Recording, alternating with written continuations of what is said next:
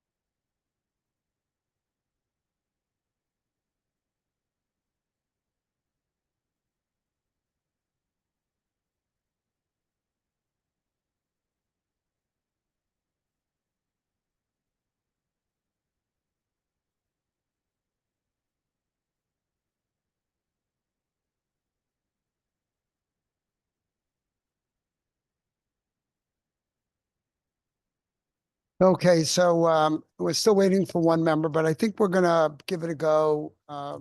And just a couple of quick remarks here. This is really an informational forum, not a public hearing, not a committee meeting. It's being done out of respect, mostly for the new members of this committee. Energy policy is a complicated subject, as we all in this room understand. And and this is sort of meant to be who does what, where, and when. There are a lot of people that are not included in the conversation at this point. None of it was deliberate. Most of it was just, we didn't think of it at the moment. But the agencies involved are ISO New England, which sort of is the regional grid operator, DEEP, which manages some of energy policy, PURA, which manages some of energy policy, and Office of Consumer Counsel. It is not meant to be an all-inclusive list. We had asked at one point if economic development, commerce wanted to be involved. They had scheduling conflicts and our schedule sort of got really tight. But economics here obviously plays a major part in not only residential rates, but also in terms of commercial and industrial businesses. Also, we're trying to do stuff that encourages business development at the same time. The utilities are not on the list, and honestly, somebody brought that up yesterday, and it was a bit late. Just hadn't thought of it. So, and we hear plenty from the utilities anyway. So I'm anxious as a refresher to hear where we are. There's going to be a lot of questions for different people. We have a 3-hour time limit on the room. We would like it to be productive and enlightening, right? So, and it's also good for members of the committee that have been on for a while. It's not just for new members, and it's good for anybody in the room that doesn't fully understand the structure of our energy markets in New England. There will be a quiz after we're done, just so you know. It's a 17-page question and answer. We expect everybody to get at least an A-. With that, I'm going to turn it over to my co-chair, Representative Simon. Thank you, Mr. Chair. I just want to be very clear here. This is Energy 101. Energy 201 is not being taught this semester, so you're going to have to wait. And again, there will be requisites, including the 17-pager you've heard of, as well as an acronym quiz, and you must get them all right if you're going to move on to higher level courses here.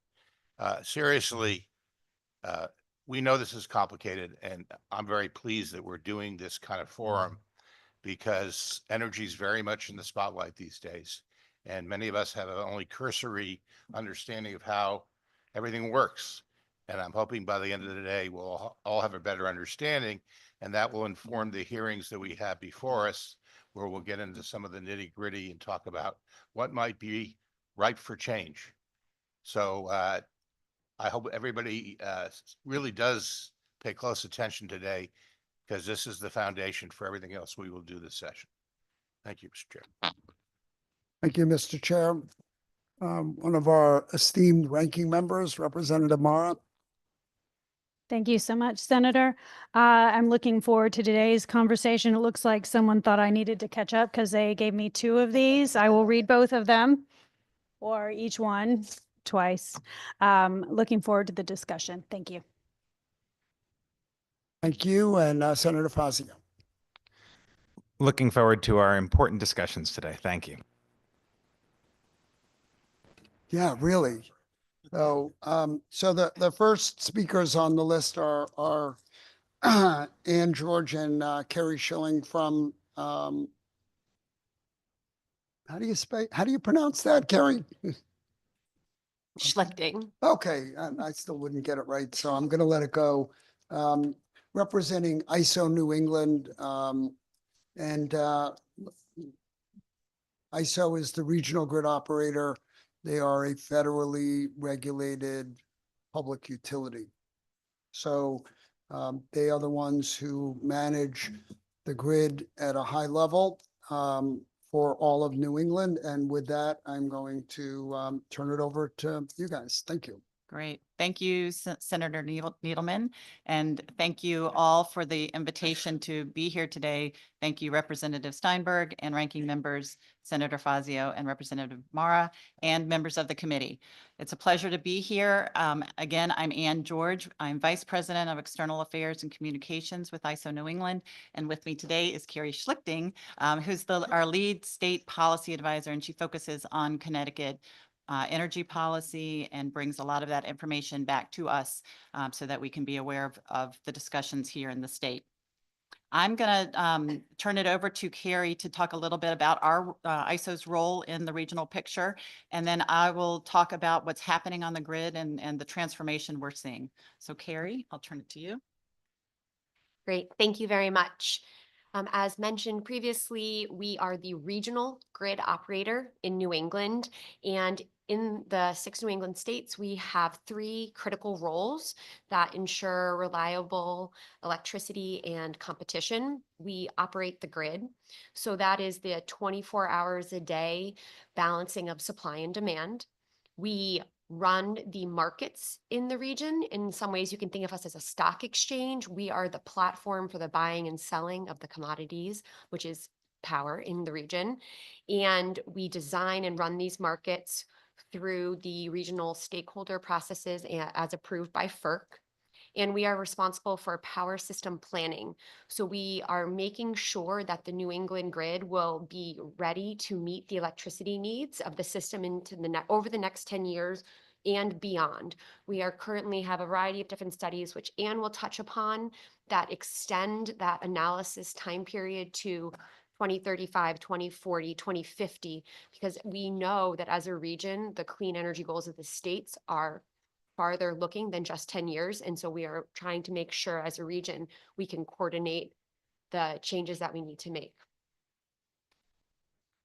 So when we think about ISO New England, our mission in New England is what we do, that we fulfill those 3 critical roles of planning the system and administering the wholesale markets and operating the power system to ensure reliability. Reliability is one of our core tenets in the region, and we take that very seriously. And when we think about the vision for ISO New England, it's where we're going. So we are working with our stakeholders, which in this New England, our states are very important stakeholders in these conversations to support the grid and ensure reliability through the clean energy transition. So just at the highest 101 level, we think about our transmission grid in New England. There are 9,000 miles of high voltage transmission lines. Those are primarily 115 kV and 345 kV. We do not have jurisdiction over the retail distribution. So those are the poles on your streets that deliver power to your house. These are the large interstate lines in the region. We have 13 transmission interconnections that bring power into the region from New York and Eastern Canada. And in 2024, 12% of the region's energy needs were met by imports. Over the last 20 I don't want to years, interrupt. I just have a quick question. Of Sure. that 12%, how much comes from Canada versus New York? Do we know roughly? I don't have the percentage. We off here, but we can get back to you on that. But the majority of it is coming through our Canadian flows, which are direct current, bringing it in. But we do have transfer capabilities back and forth, which is more goes back and forth with New York. But we do have the breakdown of that data that we can provide. Since 2002, the region has invested $12 billion to strengthen transmission system reliability, and we have another $1.4 billion planned. And we are working with the region for proposed multiple transmission projects to access additional non-carbon emitting resources, both inside and outside of the region. So that would be additional lines to Canada, as well as bringing in offshore wind energy. When we think about the markets in New England and our our oversight of the markets. They are designed to bring in the most cost-efficient resources to meet the current and future electricity needs. And we have three main markets in New England: the energy market, the ancillary services market, and the forward capacity market. And we'll talk more about this, but these markets are undergoing a lot of changes within the regional stakeholder process as we look forward. But this chart shows that you can see that the energy markets value vary year to year, and those are based on fuel prices, while capacity market values vary with the changes in supplies. We can't see the charts. Are they online or what? I'm sorry, The charts. Oh, I didn't. We cannot see the charts. Are they supposed to be online at they this are point? supposed to be streaming. Thank you. I still don't, I'm like, my hearing aid hasn't been bought yet. What was- It was working before. Was. We swear.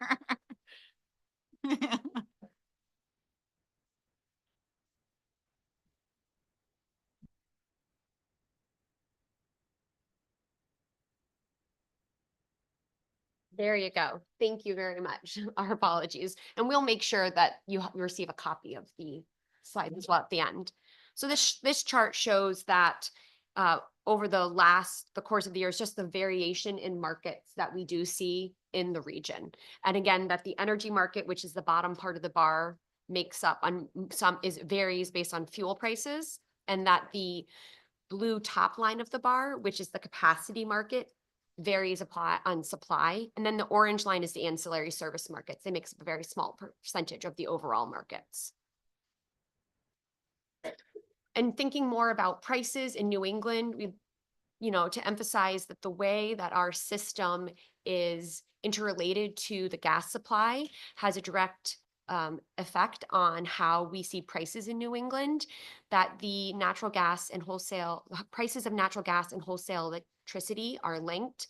This chart shows since 2003, the correlation when prices jump in natural gas, the wholesale electricity prices are linked. And those are due to very specific instances that we have labeled here. Most recently, we saw a global increase in LNG prices as a result of the war in Ukraine.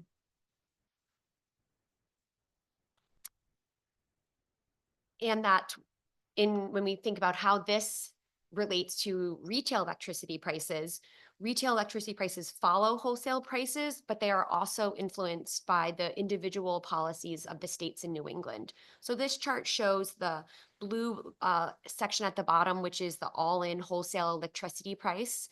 And at the bottom, there is a dark blue line that shows the transmission amount of that all-in price. And then at the top are the various New England states and the variation of their all-in prices across the region. Just to show that the wholesale prices are a component of this overall fluctuation. I'm going to pass it to Anne. All right, thank you. And as Carrie was mentioning, the pricing that we see in the wholesale electricity markets is very tied to natural gas. And so when we look at the resources that have come in to be developed into the region, we've seen this dramatic shift over the last couple of decades. We were seeing that electricity was produced, and we had a substantial amount of capacity from oil and coal. And then when the markets were created in the early 2000s, we saw this rush to build natural gas-fired generation. So we've had a lot of that built, and it's very efficient natural gas powered generation. And because of the efficiency of those units and their costs, they generally are on the margin, which means they're the resource that sets the price in the wholesale electricity market. And so that's why you see this linkage between natural gas pricing and the wholesale electricity prices. As you can see, in 2024, we had very little production from oil and coal. The last coal plant is set to retire. It's in New Hampshire. It's set to retire. And oil, while it's still around, it really doesn't run very often until either times of critical need or when natural gas the price of natural gas spikes and oil is actually cheaper. Then we see oil running. And we've seen that actually in this cold period in the past couple of weeks. The green bar in this chart is a projection of what potentially is necessary to meet the state's climate goals. And we conducted a study looking out to the 2050 goals. And this is a snapshot of what the resources would need to be in 2040 to be on that path to meet full decarbonization in 2050. And so you see this growth in renewables that will be necessary to meet those goals. And these numbers were derived from the states, particularly a Massachusetts study that looked at what full decarbonization would require in the state of Massachusetts. The interconnection queue is what we run to, it's a system of applications that we would study to interconnect resources to the regional grid. And it's a good indicator of what the developers are interested in building in the region. Not everything that comes into our interconnection queue will get built and developed, but we track it obviously because we have to do the studies, and it's an important thing for us to think about of what types of resources are going to be entering the system. If you looked at this snapshot 5 years ago, you would have seen a lot more natural gas in the interconnection queue. We have very little of that now, and those are pretty much that less than 1% is an uprate. It's not a new power plant.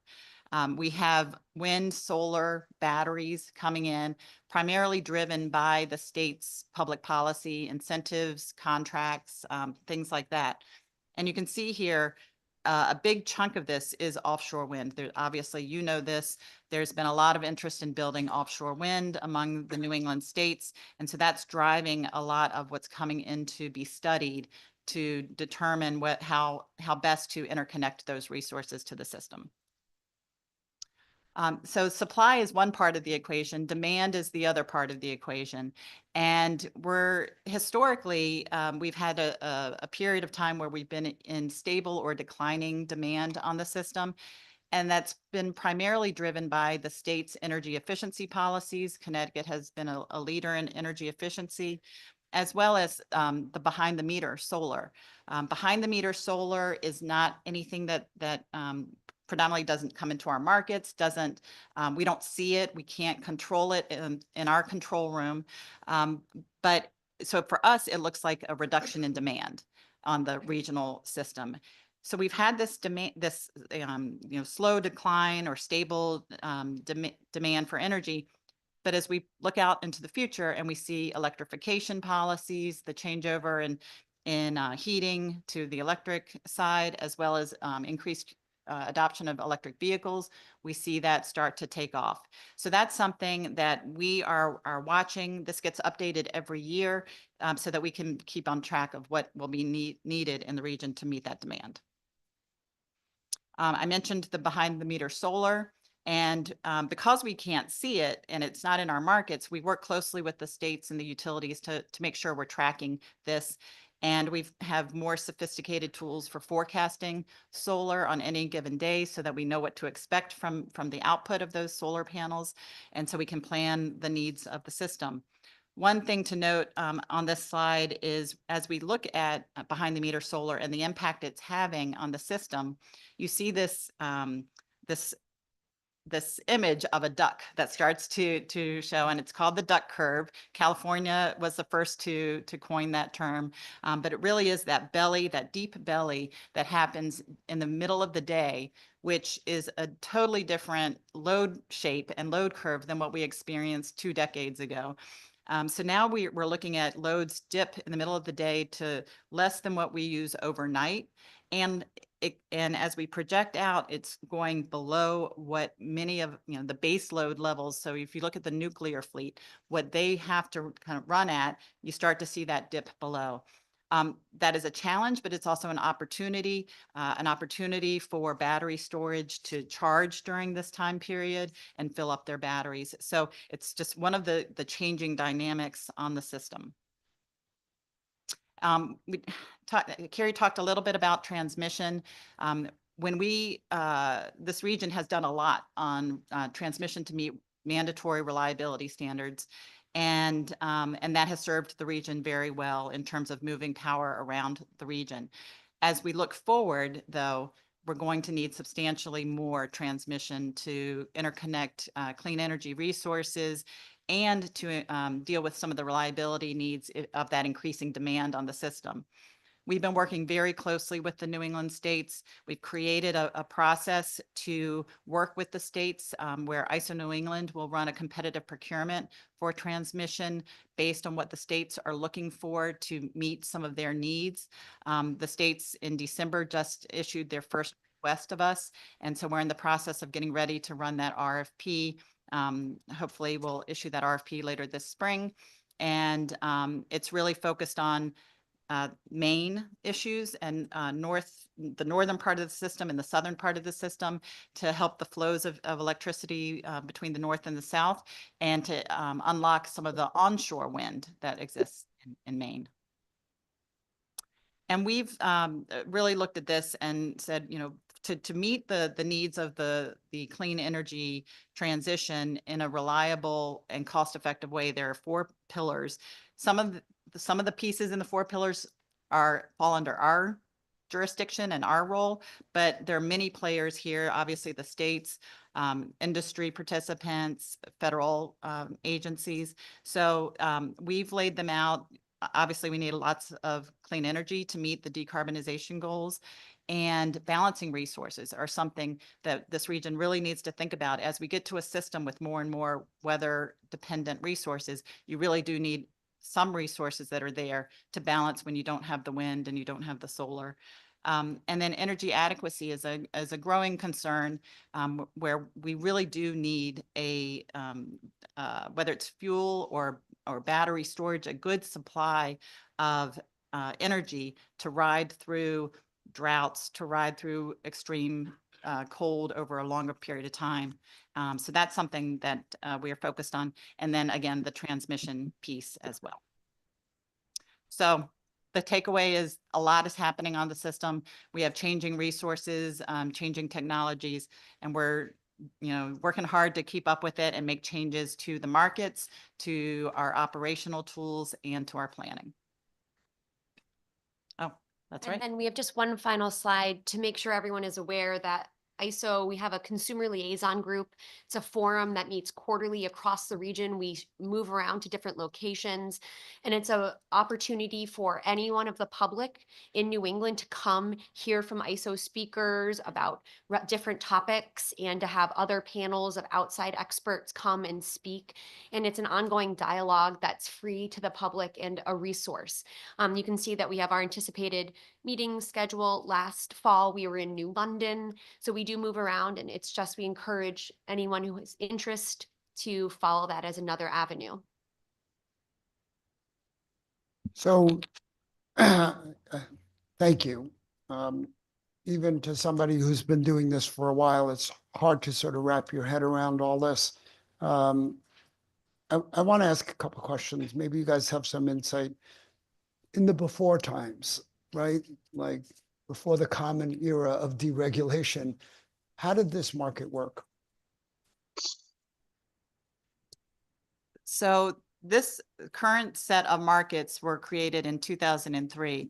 And before that, ISO New England was the result of the federal government, FERC, suggesting that you have these regional markets, and the states and the NEPOOL stakeholders, which are really the market participants, got together and said, yes, New England wants to adopt these regional markets. Before that, states regulated the utilities that owned generation. We did have a tight power pool, you might have heard that, before ISO New England, and that grew out of the 1965 Northeast blackout, where the utilities in the region got together and said, let's look to how we can kind of optimize what we have and plan projects together, look at using the resources we had in a more efficient way. So that was the precursor. And then there was this agreement, and with the push from the Federal Energy Regulatory Commission to create an independent body to look at that and to run the markets so that these resources would be bidding into those markets to optimize how best to deploy those resources. At the same time, individual states were going through their process to look at deregulation, restructuring. And so they had their utilities sell off their generation. And so now you have merchant generation bidding into the markets. So at that, and in the before time, were there still merchant generators that the utilities contracted with to build generation? There were some. It wasn't until you started having some federal laws that were pushing a little more contracting. So you had some, and different regions had different levels of merchant generation in their systems. Here in New England, to the best of my knowledge, most was utility-owned generation. Maybe some small contracts for small merchant generation, but kind of that big merchant generation didn't come about really in this region until you had opened up the markets. Okay, so in the before times, it was what became NEPOOL, right? The New England Power Pool. And, even at this point, the acronyms still drive me crazy. But my understanding is we were one of the first regions to adopt an independent service organization. Is that right? Was it all happening around the same time? It was all generally happening around the same time. New York, New England, and the PJM area, which is the Mid-Atlantic area, were kind of the first adopters of this. But then you also had the Southwest Power Pool, SPP, adopting, and they were, each one has a slightly different variation. You had the Midwest, it's now the Mid-Continent ISO, and then you had California ISO as well. California was an early adopter as well. Each one has a kind of different flavor. The Northeast ISOs are generally similar in terms of their market design. And in terms of their governance structure, I know it drives Gordon crazy every time I ask that.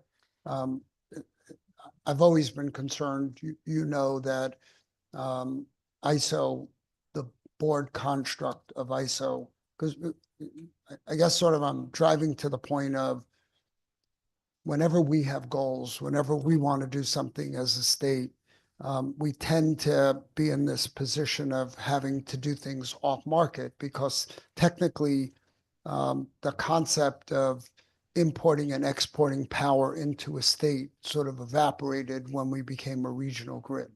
We may have more generation, but the placement of that generation is either legacy or a bidding process controlled by ISO, unless it's sort of in the renewable space and the off-market space. If, for example, an individual state wanted to do more natural gas, we would do it similarly to the way we do wind. There would be, authority within one of the agencies, most likely to procure new energy, and we would be bidding, and we would be in that same position where we would be living with the hedge one way or another. Because too many people, in my opinion, still think that we export power and from Connecticut, and therefore we should keep more of our power on our own, but we really don't control that. If there was a need for new generation on the grid as a whole, if your 5, 10, 20-year analysis said, we're seeing this whole, it was kind of fascinating to me that Gordon's numbers 3-4 years ago, whenever he came the last time to talk about this, talked about a doubling of demand by 2050 and flipping from, high demand time being the summer to the winter because of electrification of heating mostly. But then a few years later, the sort of the behind the meter solar began to impact what the demand curve looks like. And it's probably very hard to figure it out. But if we wanted to do any kind of new generation, if we wanted to do small modular reactors, your charter says cost and reliability and fuel neutrality. Is that right? That is right. I think that's important for people to know. So whatever kind of power we wanted to do now, if we wanted to add capacity onto the system to meet climate goals, to meet reliability goals, for whatever purposes, that process, if we take it on, we're kind of owning it. And you sort of manage it against the whole, but it's not necessarily driven by you unless you're driving it. And conversely, if whether it was a crypto mining company or a data center, you know, for AI, if anything was co-located with a power plant, the process would be that they would have to come to you to tell you that they're taking capacity off the market. Is that right? Yeah. Let me touch on a few of your comments and then I'll turn it to Carrie to touch on the data center question. But in terms of choices in supply, you know, this has been an interesting evolution, watching restructuring and watching the development of how the states, you know, in the past maybe decade or so have really wanted to make choices about what the resources are that they want to bring onto the system. And as you said, Senator, our markets are set up to be fuel neutral, to be open to competition from all different resource types, and it's based on cost.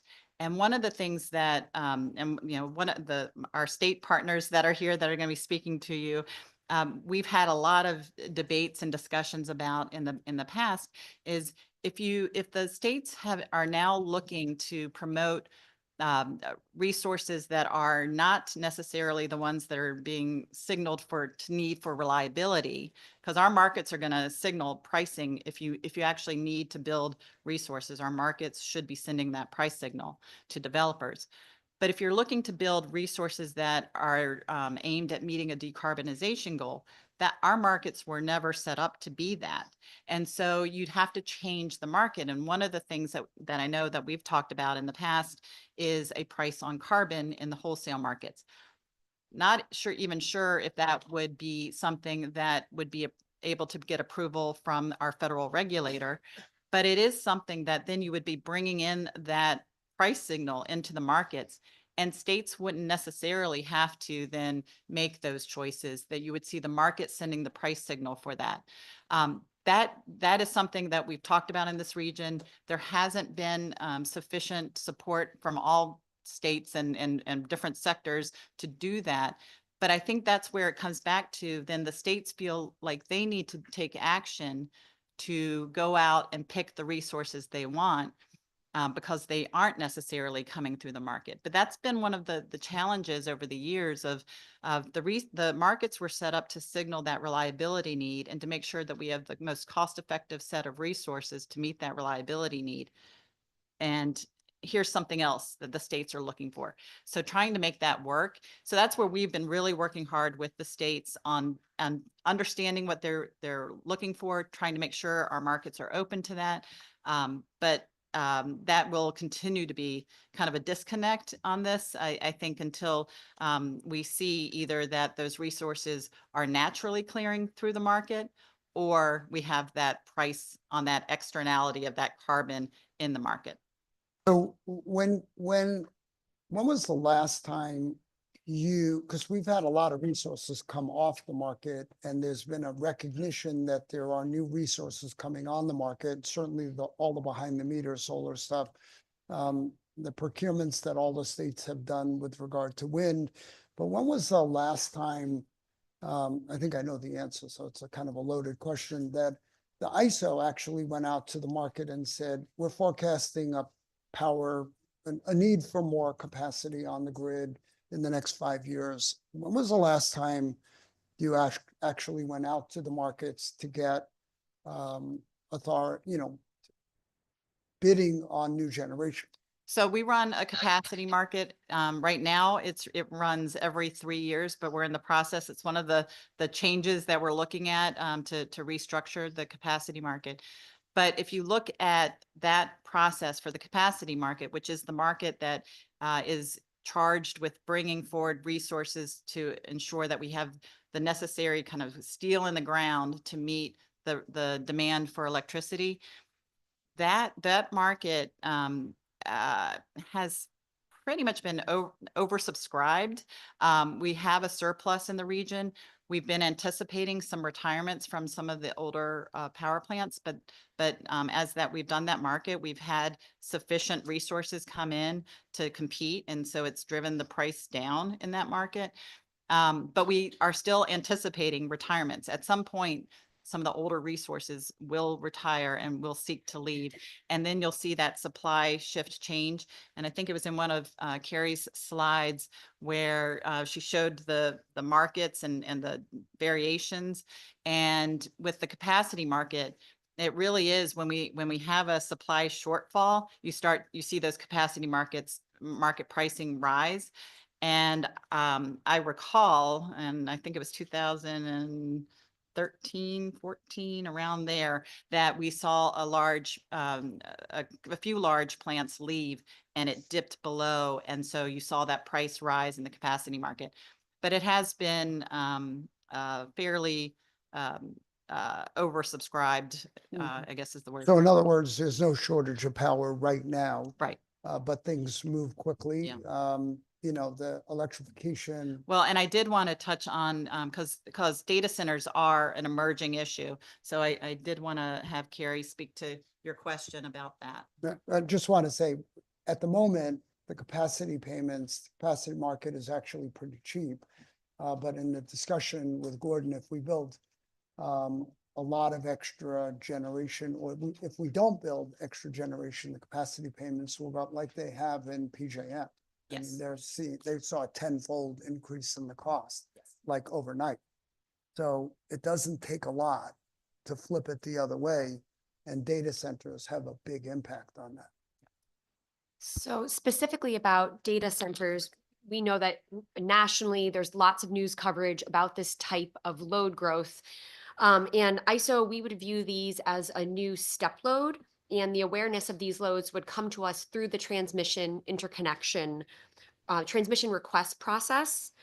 And these, if they're a behind the meter proposal, as you mentioned, Senator, they would trigger a net output and capacity obligation review from ISO, and we may need to review existing interconnection facility modifications for adverse impacts. And what we would need to think about at this type of project is what are the load characteristics? Is it a flexible load? Is it a price sensitive load? Will it have on-site generation or backup generation? Does it have storage as part of it? And where and how would this project be connecting to the grid? So because we have not had any of these projects look to interconnect, they're just starting to see a few in Western Massachusetts.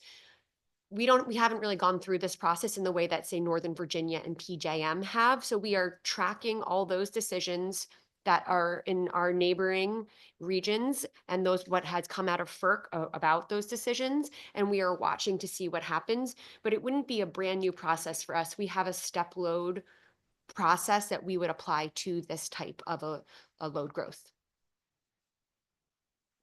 Okay, thank you. And to date, apart from the stuff going on in Western Massachusetts, there have been no formal applications for behind the meter, take stuff off the grid, which you would then have to factor into all your calculations, but that can happen at any time. Correct. Look, I could do this forever. You know that. I love coming up there and going back and forth with you guys, and there will be more conversations. You know, I will always go back to the governance of ISO as being an issue for the individual states. If I was there when they had done it, I would have, you know, fought to have a governance structure of the ISO that had a weighted say by the states. We're never going to all be unanimous on our decisions, but you know, I didn't ask you the obvious question about your board makeup, but I don't think that the states have formal representation, each one of them, either weighted by population or any other way. The board elects the board.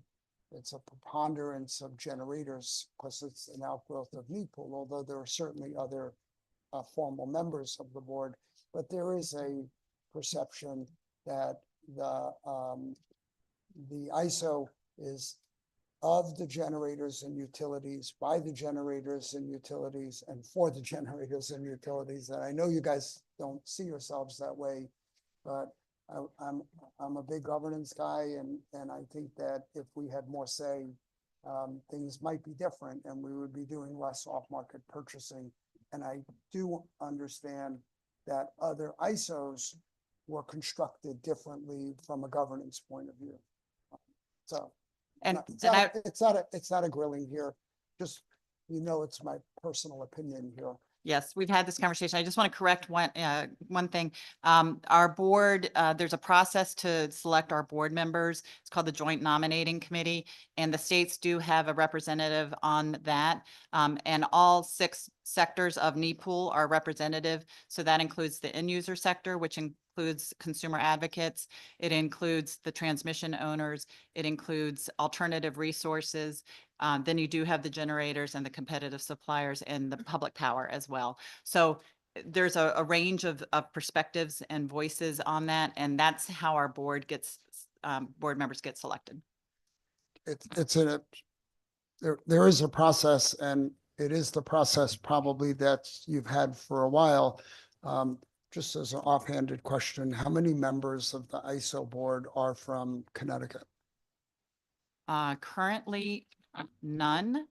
There, in the past, we have had members of the residents of Connecticut on the board. Thank you. I'm going to turn it over to my co-chair, and then we're going to sort of go around the room. I'm going to let the senator have it, take a breath. I'm going to continue along the same lines, but perhaps in a different vernacular. My inclination is to provoke you and to ask just how much trouble we're really going to be in a number of years. I was taken by your chart that looked at the energy mix and the quote unquote aspirational aspects of having more than half of our energy in 2040 coming from renewable energy, as well as the other chart which suggested we'd have 47% storage. On one hand, yay, it would be great if we can get there.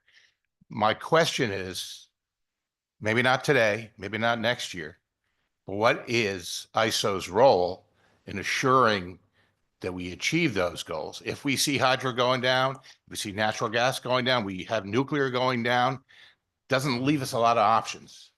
So exactly how are you going to assure that we have adequate capacity given these trends? Just one thing to note on this chart, it does look like the percentage of nuclear is going down. This does assume that all existing nuclear is remaining through their contracts, but because of the increase of overall demand megawatts to up to 55,000 megawatts, the percentage does decrease, but we are assuming that the current nuclear exists. And to answer your question, Representative, from our standpoint, our tool is our markets. So our markets, we ensure that we are tracking the demand on the system. And as I mentioned, we look at that on an annual basis. And we look at what supply is there. There's a process if supply wants to leave the market and shut down. And so we're doing all of that through the markets. And the markets should send the right price signals to a developer to say, oh, I can make money and they need resources I'm going to develop in New England. Some of the challenges with that is that it may not be sending the price signal for exactly what you're looking for as a state and where you want it from. And so those are the things that I think might be challenging. Our markets will signal when we need resources, and resources should respond because they're seeking to make money in the market. If we're looking at growth like this, we will be putting in the demand that we see, and our market will purchase resources to meet that demand. If we ever find a situation where we are short, then we will take actions, and there we've got some tools to take some emergency temporary actions. But for the most part, we've had no issue in seeing our markets send the right price signal for development in the region.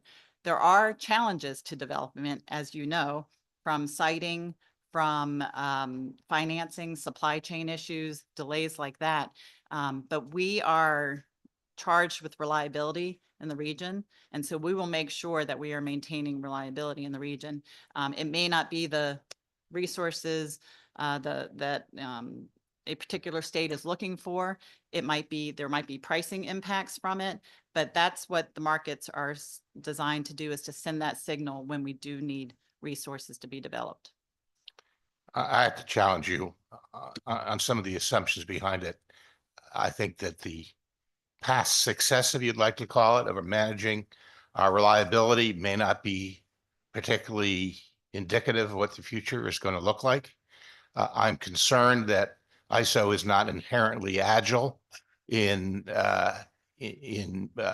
pushing us in the right direction quickly enough. And the points you raise, the uncertainties about actually, ramping up new supply, I think will become more and more challenging, as we are seeing with offshore wind now. Any assumptions you might have made about offshore wind capacity in New England may have to be revised, immediately, and with huge unknowns in the future. I would love to believe that markets are a sufficient, efficient tool to make sure that we're going to have adequate supply, but I lack confidence. I'm wondering by the time in which you might suggest we're heading into crisis, we may not have enough time to meet the order of magnitude of demand that we're going to see changing. And, some of the critiques of the ISO model have suggested that being energy source agnostic isn't necessarily a very effective means for us going forward. It becomes less of an issue if we're just seeking every electron we can get our hands on, because we really do have a supply issue. But let me say I'm encouraged by the fact that ISO is becoming somewhat introspective and is looking at ways to adapt to the new environment. Everything I see about New England's unique circumstances suggests that we will be in crisis in a period of years. And I really want to be hopeful, and I'm not hopeful yet, that we're up to the task, and that in a period of a few years, we're not scrambling to secure enough energy to assure reliability. Well, I hope that our assurances, or I hope that we're able to assure you that we are on top of this, and we are looking at those factors that we mentioned, that both Carrie and I mentioned, in terms of load growth, demand on the system. We are purposely pushing beyond our typical 10-year planning horizon to those farther out years, so that we can, not be surprised by issues that come up. I'm a believer that our markets are a good way to kind of to manage that entry and the potential exit of resources, so that we can ensure that we have sufficient resources to meet the growing demands on the system. So I'm a believer in that, and hopefully us presenting this information gives you some assurance of that. And when we think about the supply side, we can't not think about the demand side. And while it's outside of our jurisdictional role, we are very closely involved with our states and understanding their policies for electrification of vehicles and home heating. We were the first ISO entity to develop a 10-year EV and forecast in a 10-year forecast for heat pumps when we look at home electrification. We are looking at our capacity markets and revamping them, and we're participating with our states in the New England region on their demand investigations of how the state's growth can be looked at and be coordinated with wholesale characteristics, such as that dip in the afternoon from solar, to make sure that we optimize the way that we are thinking about planning our system in partnership with how our states are looking about managing their demand, because that's a really big part of how we will be looking forward.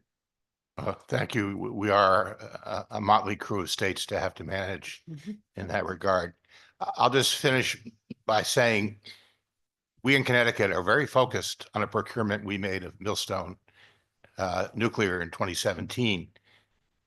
Many of us, frankly, accuse ISO of not having picked up the ball when it needed to in putting the burden on Connecticut. We've changed our laws so that will never happen again. But I think you've got, if Missouri is the show me state, Connecticut is becoming the show me state in making sure that we're not put in a position where we have to call Dominion's bluff and keep our reliability secure on our own. We would expect ISO to be more assertive in the future to make sure we never find ourselves in that circumstance again. I'll leave it at that. Thank you, Mr. Chair. Thank you, Mr. Chairman. Senator Fazio. Thank you, Mr. Chairman. Thank you to you both for attending. I think it's important for ISO New England to have colloquy and frequent interactions with the states and the state legislators, because in part state energy policy has become in some ways more state focused and state involved since so-called restructuring in the late 1990s in New England. And you'd mentioned it, that you've seen states much more active in procurement and policy related to energy supply and generation. I guess I want to be quicker because I want other people to have a chance to have the interaction as well. So I'll want to ask questions about the demand side of the market in the future, and then also about how the market price signals and then supply are interacting with it. So first, 2 years ago when you came here, you presented, I think maybe it was Gordon who presented, a supply and demand forecast that I think included a 70% increase in demand by 2050 in New England. And then I also think your 10-year forecast calls for like a 15% increase in demand, roughly speaking, in New England. And the constituent in the longer term projection, the constituent parts were mostly electric heat, and secondarily, it was actually electric vehicles. So it was electric heat more, but it didn't include data centers from what I could tell. So my question would be, a couple years later, how confident are you in those very, shall we say, ominous demand projections? And if you included data center growth in that, how would you potentially see it changing? What type of magnitude? So great question, Senator. That the graph that Gordon presented a couple of years ago was one of our longer term studies where we took the state policies that exist around the region on electrification, and we kind of looked at that and said, okay, if we think about the state policies to move heating and transportation to the electric sector, what will that mean? So it's based on state policy driving that electrification growth. And so we did see that large growth. That's a variable. We don't know if how quickly that will be adopted and if we will see that growth, but that is something that we're watching. And we do our 10-year load forecast, as you mentioned, is a little more our analysis based on what we're seeing and it's based on state policy, but also economic data, weather data, things like that. So you're right. Data centers were not included in any of that. Data centers are something we're watching, but we haven't captured anything because we don't have any active applications coming into us. So it's not captured in here, but we're following obviously the discussions in Connecticut, discussions in Massachusetts and around the region. But it is something that we have an awareness of, but we haven't captured it in any of our So the long-term growth was solely based on policy. So yes. I assume that the EV number was based on the future mandates in, 3 or 4 of the states starting in 2035, and maybe some of the subsidies for EVs. And then can you talk about the electric heat policies that contributed to what was actually a greater load growth number from electric heat? Is it Massachusetts building codes? What is it specifically? Sure. In New England, Rhode Island and Maine have specific heat pump deployment goals similar to EV deployment goals when they're looking to transfer some of their older fossil burning homes to air source heat pumps. So we work with are each of the 6 states we work with annually and invite them to come and present to the ISO on what their policies are. And then we present our assumptions for our model based on the inputs that they have given us. So it's a back and forth.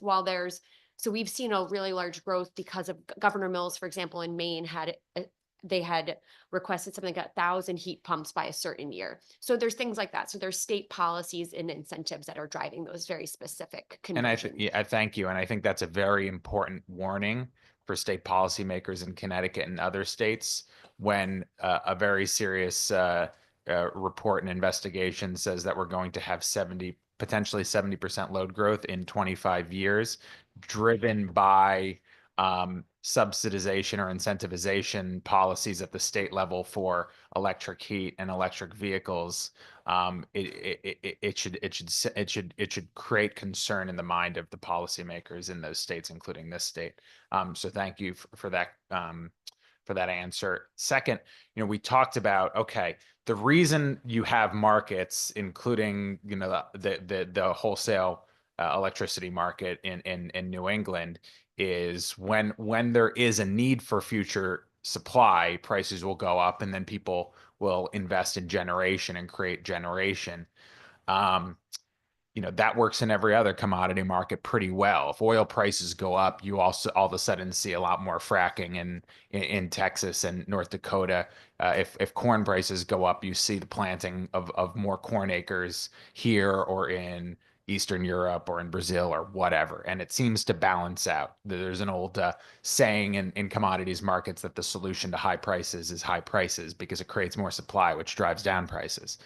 Unfortunately, it looks like you had mentioned in one slide that there's now a lot more direct procurement by the states. And so our supply is being made up increasingly of direct purchases at fixed kind of, I don't want to use a pejorative, but artificial prices for electricity rather than, the new generation coming from the market. When there is that, first of all, can you talk about the magnitude and the scope of the market of these direct procurements, whether it's solar or the offshore wind, maybe onshore wind in Maine. You could theoretically include nuclear in that now too. But can you talk about those direct procurements by the state in the context of the entire generation market in New England now? Yeah, I don't have the total number of figures for you in terms of what is under contract and what's a true merchant. But we are seeing this tool be used a lot more, and a lot of the procurements that have taken place, some of them haven't come into the market yet. Some of them have. And so if we look at offshore wind in particular, we've had 2 of the offshore wind projects clear the capacity market, Vineyard Wind 1 and Revolution Wind. Those have contracts. There are some onshore wind that participate in the markets with contracts, and those are typically the ones that we're seeing. Because of their contracts, they can bid differently in the day-to-day energy markets because they know they're going to get paid through the contract. And so it changes their behavior somewhat in terms of how they participate in the wholesale electricity markets. But that said, we have gotten to a place where we understand that the states are pushing these procurements, and they can participate, and we're going to account for that and accommodate that to the best we can. But there are things, and we've seen it in some of our longer term studies of looking at, in the longer term, if more and more of these resources are under contract and less are actually trying to survive on market revenues, then that does create some distortions in the market, and it's unclear of kind of how the markets will survive that, and is that the most efficient way to do and to build those resources and keep those resources around. And so my last question and observation would be that would theoretically create this negative pressure on that competitive market, because those, as you say, those generators are getting the revenue directly from the state, directly from state law. And so the competitive market's it's totally disjointed, it's depressed. And so there's no real signal that we need new supply, or there's less of a signal theoretically that we need new supply from the competitive market. So more and more people, a good example might be Millstone. If you have more kind of more depression in the in the traded wholesale competitive market, that means that more of those generators who maybe have a slightly higher cost but still rely on the merchant market are going to need the direct procurement from the state at a higher price. And it's just going to be a downward feedback loop, a downward spiral that destroys that competitive market, which has, which has its its importance in energy policy up here. Do you see and are you concerned that, again, the increase in reliance on those direct purchases by the state will create kind of a problem for generating for creating new supply when we need it through the traded competitive market? So it definitely could, and we've looked at the impact on some of this procurement activity in the long term. And I think, for right now, we're able to, the markets are still working, they're still sending signals, and resources are being optimized. But I think if you get to there's a point in time where if more and more resources have contracts that dictate what they're going to get, how they're going to get their revenues, that can throw off the markets for the resources that are trying to get revenues purely through the market. Yeah, and so all that makes me think of what I'm hearing today makes me concerned that yes, we do have a regional kind of monitor and market and utility, federal whatever utility that you call ISO New England, but state policies are becoming increasingly important in New England's electric grid, and they both could be artificially increasing demand and distorting the ability for low cost supply to be maintained or created in New England, and therefore both creating more reliability problems and more cost problems in the future. So I appreciate you all being here and having the dialogue with us today. Thank you, Mr. Chairman, for the indulgence. Thank you, Senator Fazio. And just to add to that, obviously, we're in this sort of combined goals and free market world, and that complicates things. I understand that. The actual cash impact and the design of the off-market bidding process also impacts how efficient the intervention works. Somebody who has a strong belief in a completely free market approach to this would have one approach and would say, let the market decide. Clearly, New England has not said that. And because of that, we're kind of like half in, half out. And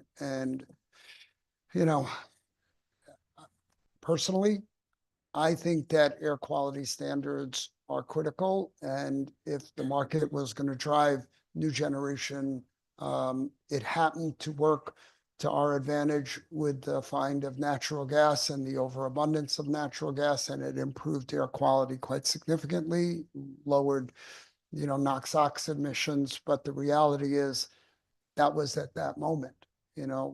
Everybody around this room keeps talking about new nuclear. Well, I don't think that you would ever specify, let's do new nuclear. You would specify, we need 1,000 megawatts of power. Give us your best shot. And if the best shot is coal or oil, that's what it's going to be. And right now, because of pipeline constraints, which are really out of our control, anything you would build with fossil fuels would end up having to be dual fuel because of the winter reliability problem, which is not something we're talking about right now. But, I obsessively follow the daily market on all this, and the rates have been pretty high lately. And it's been a cold winter, but not an extraordinary cold snap. It's just more long duration cold. So you're seeing wholesale rates of 10 to 20 cents. That's sort of, so anyway, I think that it shouldn't be pure free market in my opinion, but that's just my humble opinion here.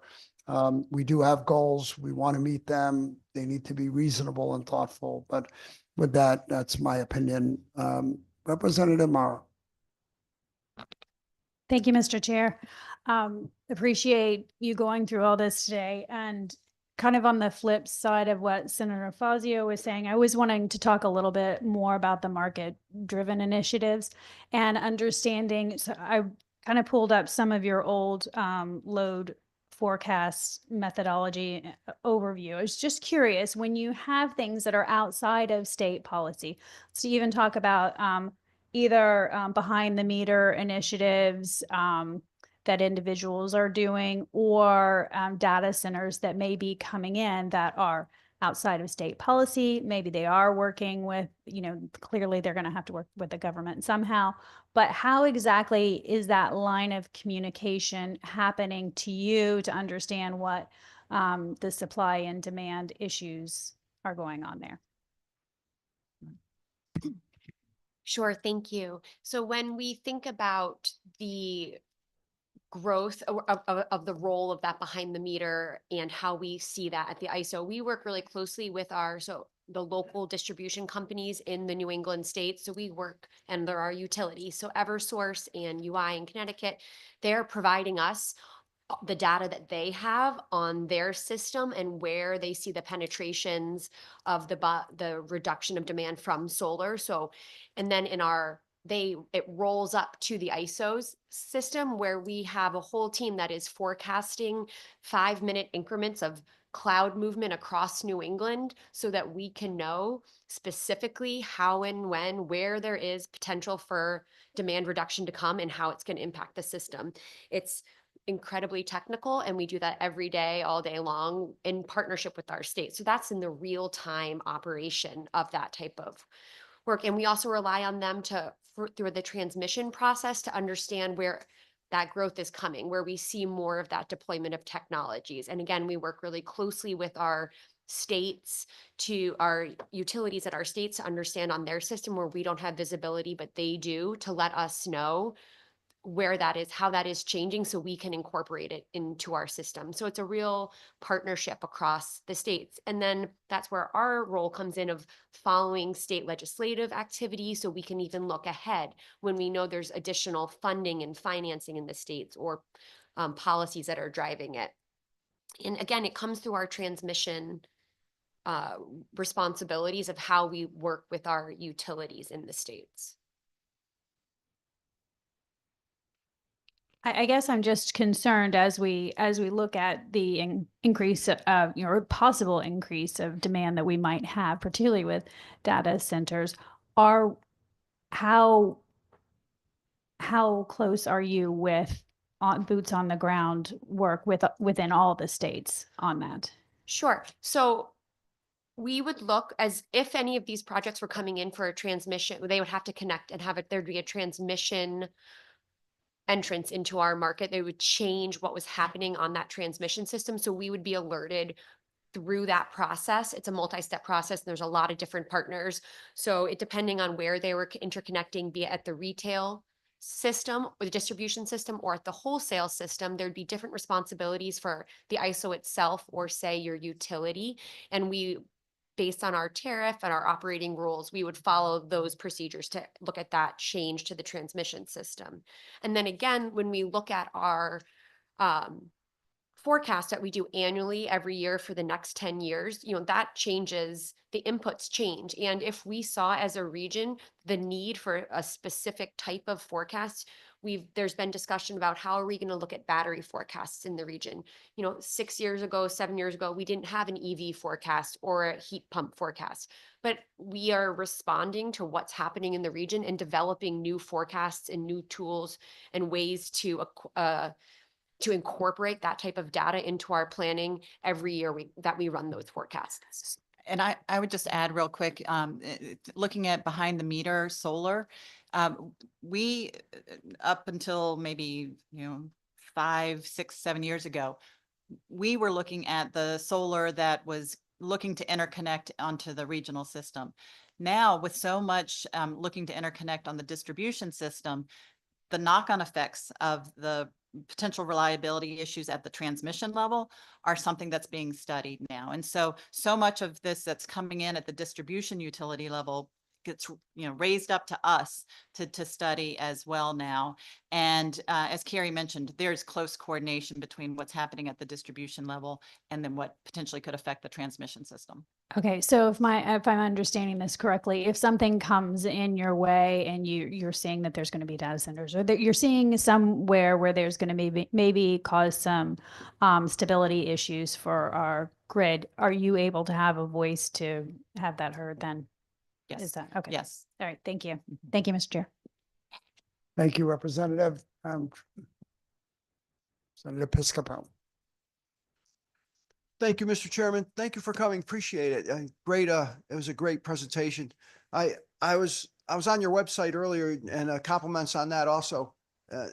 I see just kind of a lot of the questions have been asked, but just to give me some idea of what's kind of going on today, do you still do a base load auction for is it a yearly base load auction? I think, Representative, you might be referring to the capacity market. Yes. So the capacity so we have the daily, day ahead and real-time energy markets, and that's really the buying and selling of power and electricity for today. The longer term reliability need is through our capacity market, and we do an annual auction to procure capacity 3 years in the future. That was what we've done for many years. We're in the process of changing that so that we would be running the auction closer in time to the capacity commitment period. And we're doing that for all sorts of reasons that we think will be beneficial, because we have new types of resources. We have different development timelines now. And so we're moving, but it'll still, and it won't be an annual market. It'll eventually be a seasonal market. Partly because we have different types of resources. Some are better in the winter months, some are better in the summer months, and they want different capacity amounts. But we still do that, and that is really to ensure that we have that kind of capacity in the region necessary to meet our demand that we're expecting on the system. What percentage and who's carrying our presently our like today's baseload? I just got off your website. Is it 40% of our demand is? So when you're speaking to baseload, when we are getting our resources necessary, it's a range of resources. The resources that tend to always run, if that's what you're looking for, more the nuclear, some of the natural gas resources are filling that kind of that block of need that is generally there all the time. But then depending on pricing, depending on availability of resources, different resources can participate and fill in other parts of that. So imports, obviously, as well. Imports, and we talked about that, primarily from Quebec, but other neighbors as well. So a lot of that is filling that kind of day-to-day, always there need. But then there are resources that are needed because power goes up and down, need goes up and down. You need to have resources to fill that extra part. If I'm getting at what Yeah, you're yeah, looking for. thank you. And well, I was just looking at your website, and it looks like I was wondering what percentage, like we about when you started, it was about 9.5 $95 a megawatt, and now it's down to 83. What percentage is, so there's, well, what percentage of that is our base load as opposed to, and kind of with Senate rankings questions, how is that affected by demands from that are not on the market, like demands for renewables?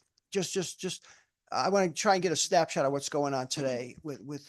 Sure. So when you're looking at the resource mix, that's the real-time resource mix on our dashboard, those are the generators that are being deployed to meet the instantaneous demand. So that's our like the day-to-day energy use. But when we think, so this chart is looking at this annualized. So this is, you can see the turquoise lines was the 2024. So when we think about the base load, we can just another way to think about it is what percentage of the overall energy use is coming from different resources. And annually, natural gas makes up 45% of that. Nuclear makes up last year 24%. So that's, and we know nuclear is running almost like a baseload unit. So another way to think of it is here, natural gas and nuclear are the majority of the resources that ran in 2024 to produce energy. And we have if you're talking about installed capacity, this would be a different looking chart because that's looking at all the different megawatts that are available that may not be dispatched based on price. And then just another very elementary question. During the day, as you see peaks and you need energy, I kind of call it an end run around ISO with our legislative demands on you, our procurements of renewables and that kind of thing. So as that auction comes in, does the demands from legislative initiatives affect the auction during the day? Like, we have to procure so much renewables, so So they're as coming in a lot higher than 8.3 cents kilowatt hour. because of the way that the dynamics work, Anne had mentioned that those, if they resources that have perhaps agreement with the state may be able to bid in differently to our markets. So they influence it in that way. But if you're, you have an opportunity as a resource to be participating, you may have funding, different funding streams that are part of your overall operations. But it's more about what we see this as an incentive for new builds, as we showed on our queue of what's driving what's coming. Because when you look at our natural gas fleet, the majority, there's no out of markets agreements for those types of resources. So the things that where it would be in our nuclear or our hydro or our renewables, and it's changing their bidding structure of how they're looking to price themselves in the market. Thank you. Thank you, Carrie, and thank you. Thank you, Mr. Thank you, Representative. I see online Representative Hughes. Thank you, Mr. Chairs, and thank you for this presentation. I know I have constituents watching that are learning as much as I am. Can you talk to me a little bit about the battery storage and is that a third party procurement? And also, I just want to echo, I share my colleagues' dismay that 7 megawatts of commercial procurement got rescinded or revoked, and where that leaves us in terms of our overall the offshore wind or overall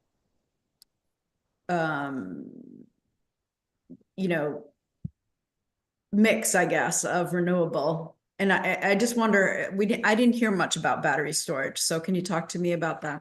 Sure. So battery storage, a lot of what you see in our interconnection queue in terms of interest to develop battery storage in the region is primarily driven from state incentive programs. Massachusetts has some battery storage incentive programs. I know Connecticut does as well.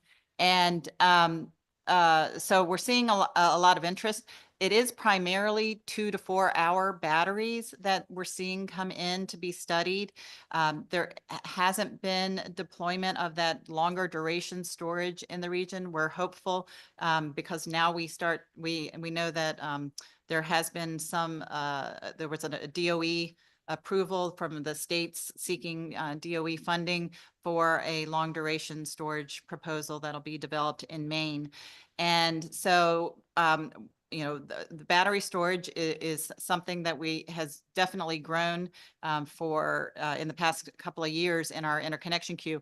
I will note that we've had storage on the system for years in our pumped hydro form.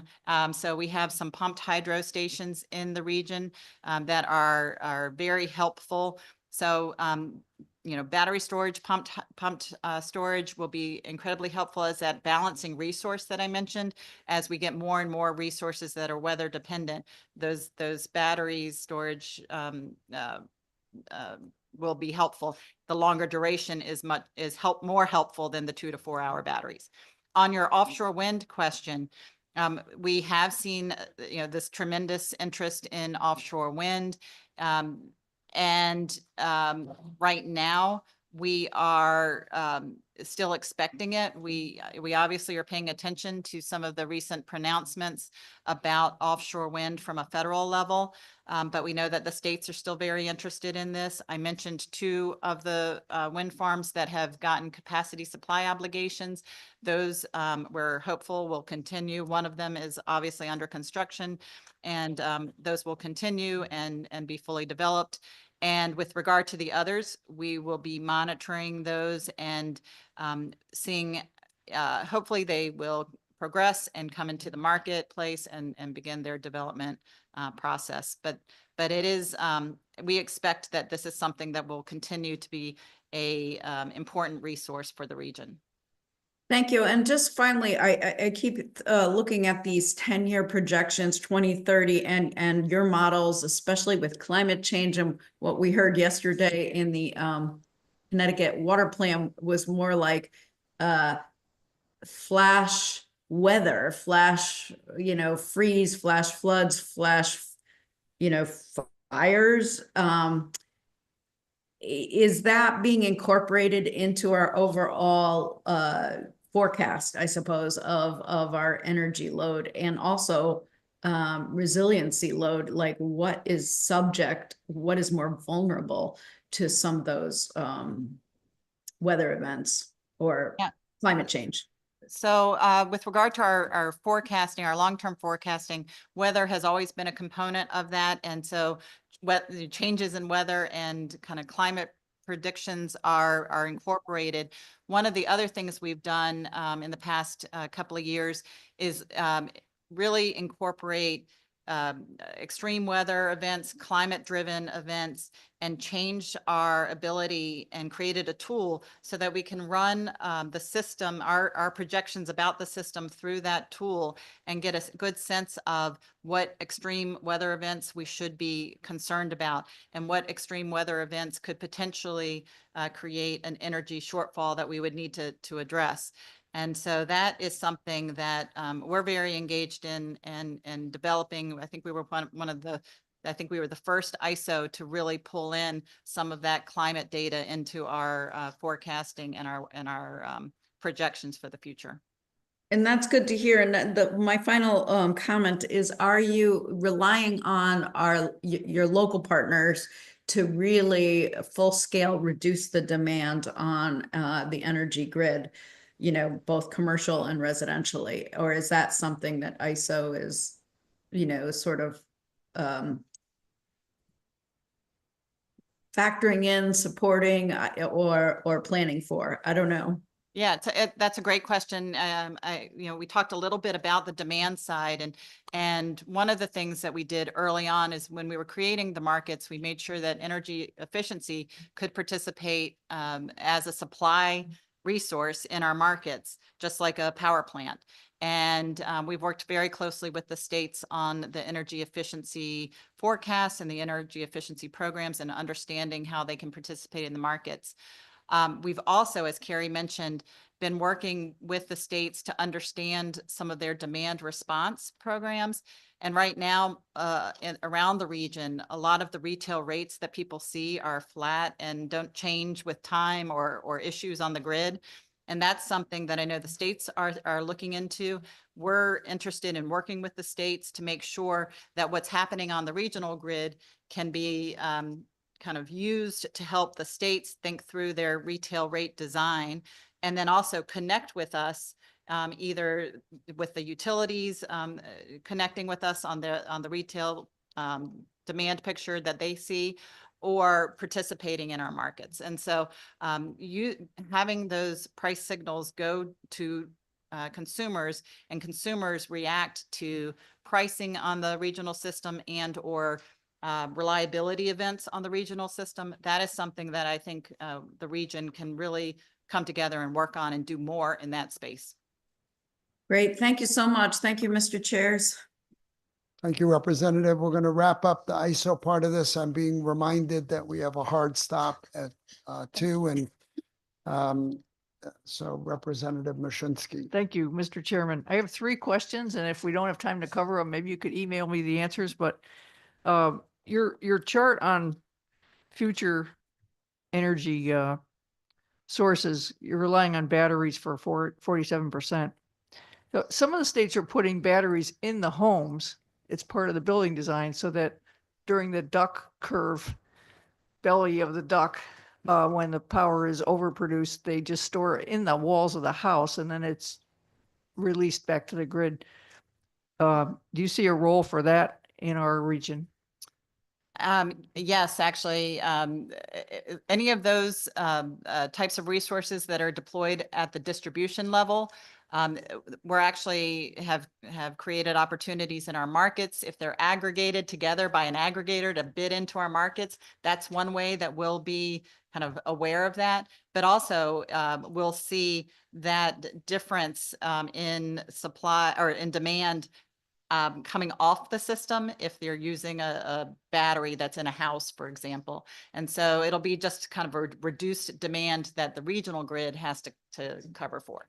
Okay, second question, how do we incentivize more efficient transmission with advanced conductors? I have the sample one here. This is the aluminum wrapped carbon and it carries more power and it allows more solar to be fed into the grid and so forth. But how do we incentivize replacement of the old wires with these? So when I was here the day that we had the GETS Yep. and advanced grid presentation and heard from our speakers, and when we think about in ISO New England about these grid enhancing technologies, there are ways that we under a proposal that we have for FERC right now for transmission planning, that we have proposed a way to assess the opportunity for GETS or grid enhancing technologies to be considered.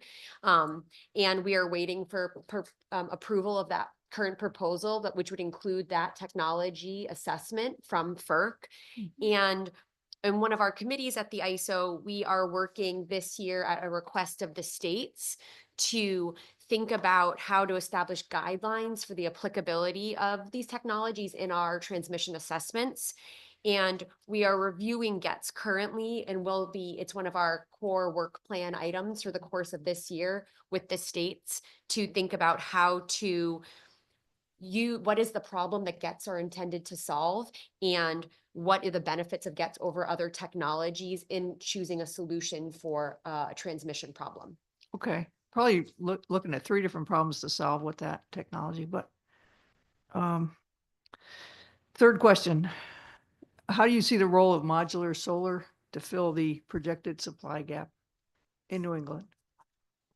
Modular, you know, the small units that, Modular nuclear? Or excuse me, I need more coffee. Yes, I meant to say, how do you see the role of modular nuclear in New England? So again, our markets are open to that participation, and we're seeing some interest in developing primarily in, I believe it's Ontario. We've seen some interest in developing there. I think if it is something that makes sense from a development standpoint, cost-wise, it is a resource that would be beneficial around the region. Again, our market, they could come into our markets and participate in our markets. And then it'd be a question of siting and all of the other issues that go into a development of a resource. Thank you. Thank you, Mr. Chairman. Thank you, Representative. We're gonna cut off the ISO part. I apologize for asking a lot of questions at the beginning and taking time. More conversation on this. It is a weirdly designed market right now, and I don't know that making it more efficient, changing the governance would actually help, but it is on and off market, on and off competitive, and on and off state-owned goals. One thing that I do want to say is, going forward, I would think that advanced metering will have a big impact in the whole demand curve. You know, in the best of all worlds, no curve at all would be better, with dispatchable batteries or whatever over time. So if you can flatten it out, you don't have a lot of power plants sitting around waiting, and you don't have a lot that have to be dispatched at peak hours. So I think that even if it costs a little more to get those batteries out there and have a way to hold the power you generate on site, you will save the grid money over the long time, and every ratepayer will benefit, even if a specific component may cost a little bit more. And I don't think that that's what ISO can actually deal with at this point. So we should have more conversations. Thank Yep, you. That'd be great. I Thank really you. appreciate Thank your you for your time. time. Thank you. Next up is Deep Commissioner Katie Dykes and her team. So thank you for coming.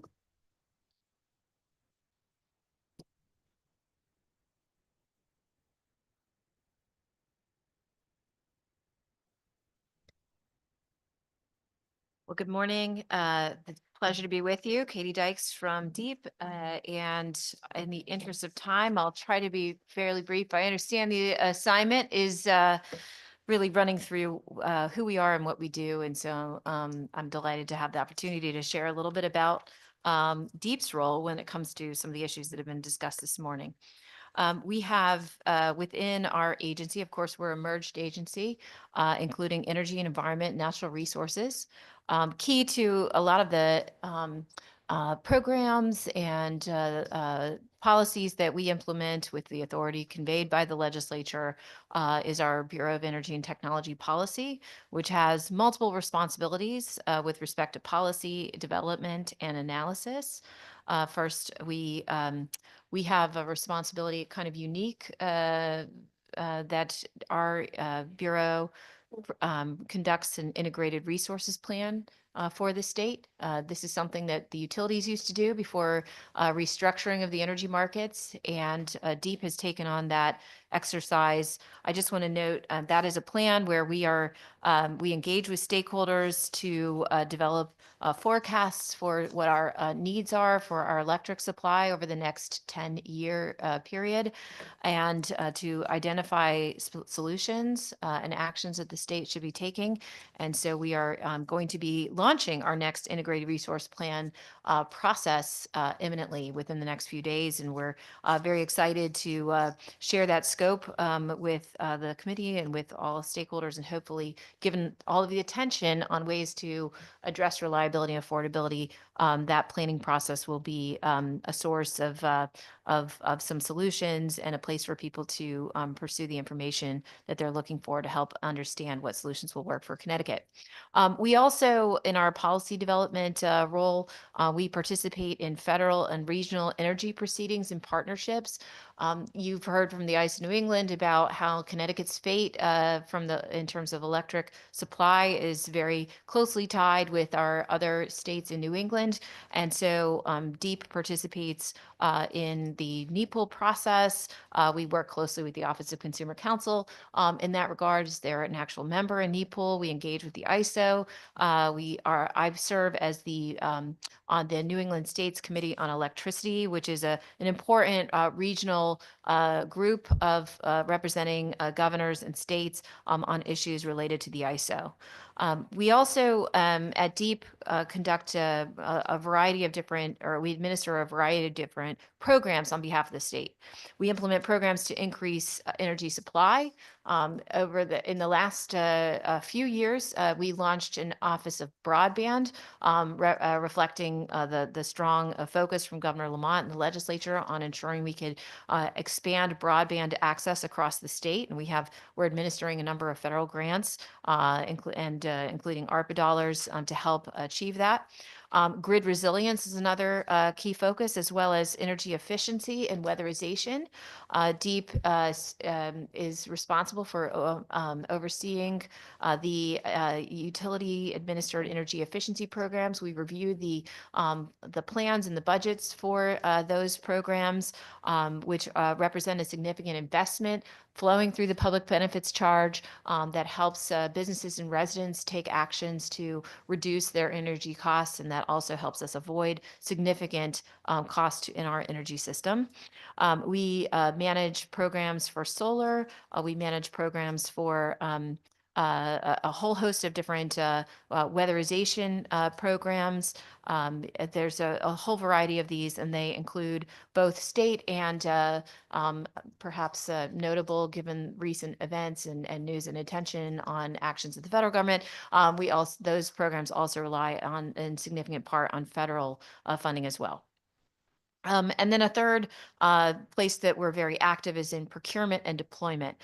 DEEP has a proud role in our Energy and Policy Bureau on helping to secure through competitive RFPs the most cost-effective resources needed to achieve a variety of different goals identified by the legislature, including soliciting long-term contracts for grid-scale resources to help diversify the state's fuel mix and reduce costs for ratepayers, and overseeing grid resilience programs. I also just want to note, those are some of the things that our Energy Bureau does, our Energy Policy Bureau does. But there are many energy-related activities and roles that are played in other parts of DEEP, including our environmental quality branch. We have within our Air Bureau, we're implementing programs related to electric vehicle adoption. We have permitting responsibilities with respect to fossil fuel infrastructure, everything from compressor stations for natural gas pipelines to power plants.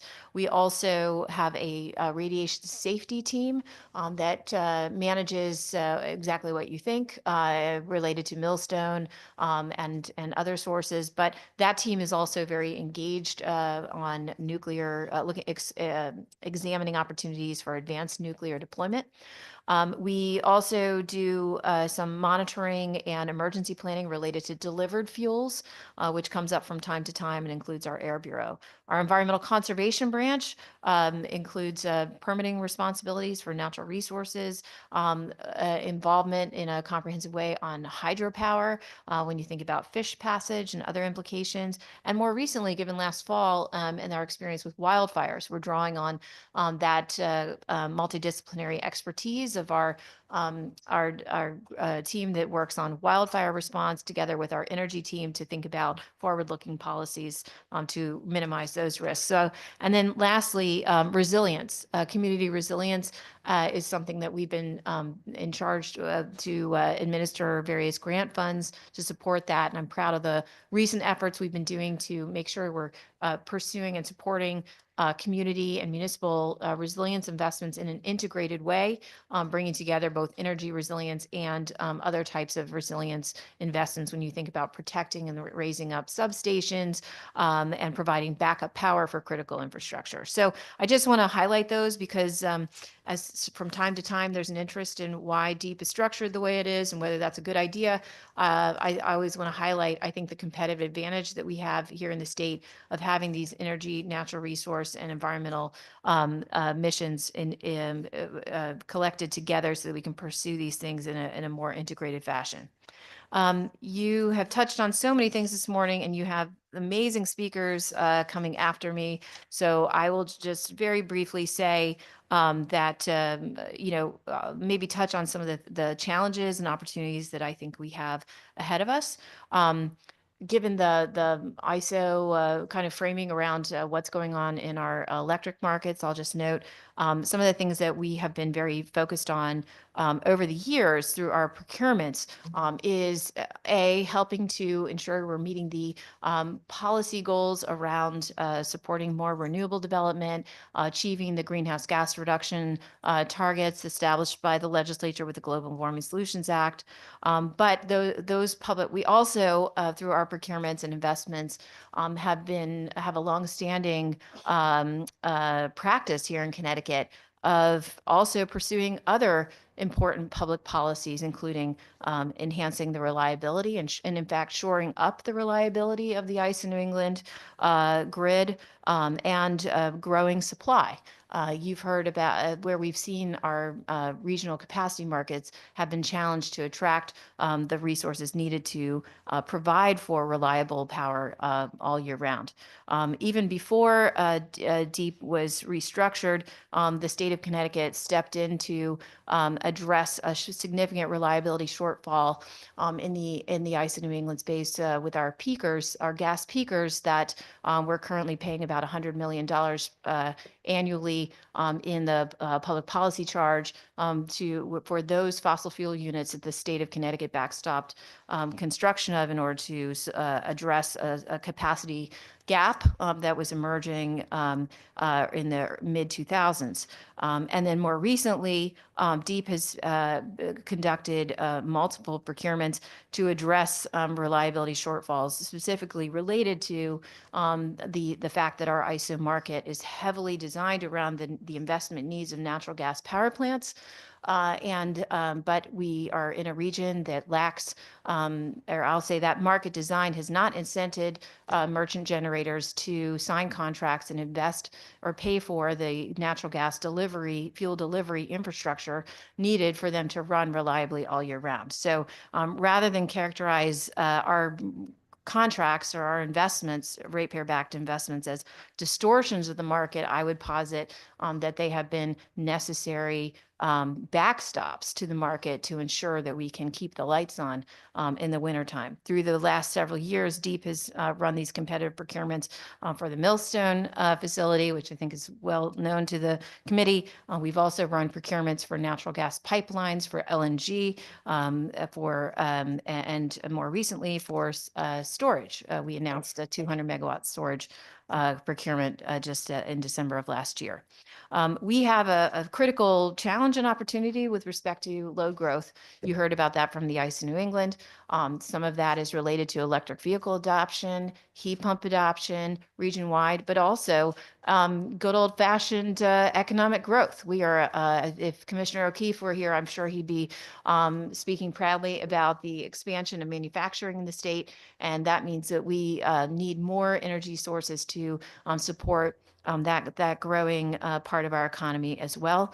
And so that means a 17% increase in load in the summertime over the next 10 years.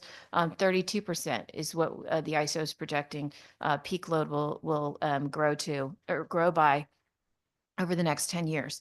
While we are looking to how we are going to attract new supply to support load growth, we also have a challenge of retirements. 5,000 megawatts worth of very, very antique dual fuel or oil units that we're relying on in cold winter periods like what we're experiencing right now to keep the lights on. We've had good, finally, some really extensive analysis by the ISO to help us understand what will replace the oil. And heretofore, we've been counting on offshore wind to be a supply resource that could, because it functions really well in the wintertime. But our need to replace that 5,000 megawatts of oil, I believe the calculation from the ISO is that 5.6 gigawatts of offshore wind would be able to functionally replace some of the winter reliability benefits that the oil provides. So we are still about 4 gigawatts short, assuming that all the projects under construction are able to move forward. And certainly the actions of the Trump administration to cut off the availability of new permitted resources for this critical source of domestic energy supply just off our shores is challenging from a cost and reliability perspective for the region. At the same time, we're also Canadian hydropower is another important resource for us. It supplies roughly 8% of the energy that we're utilizing on the grid today. And so the possibility of tariffs, Canadian tariffs, we're keeping an eye on that as it could push up the price of Canadian hydro, or we've heard, even possibly result in the, Canadian government taking another look at whether to export this power to us. So that's another complication. But these are all things that we're just keeping an eye on. In the meantime, we're continuing to focus on ways to grow our energy supply. Onshore wind is something we're exploring. We're very excited about the role that the collaboration with the ICE New England, the other 6 New England states on our transmission, regional transmission procurement that could help us unlock access to really low cost wind in northern Maine.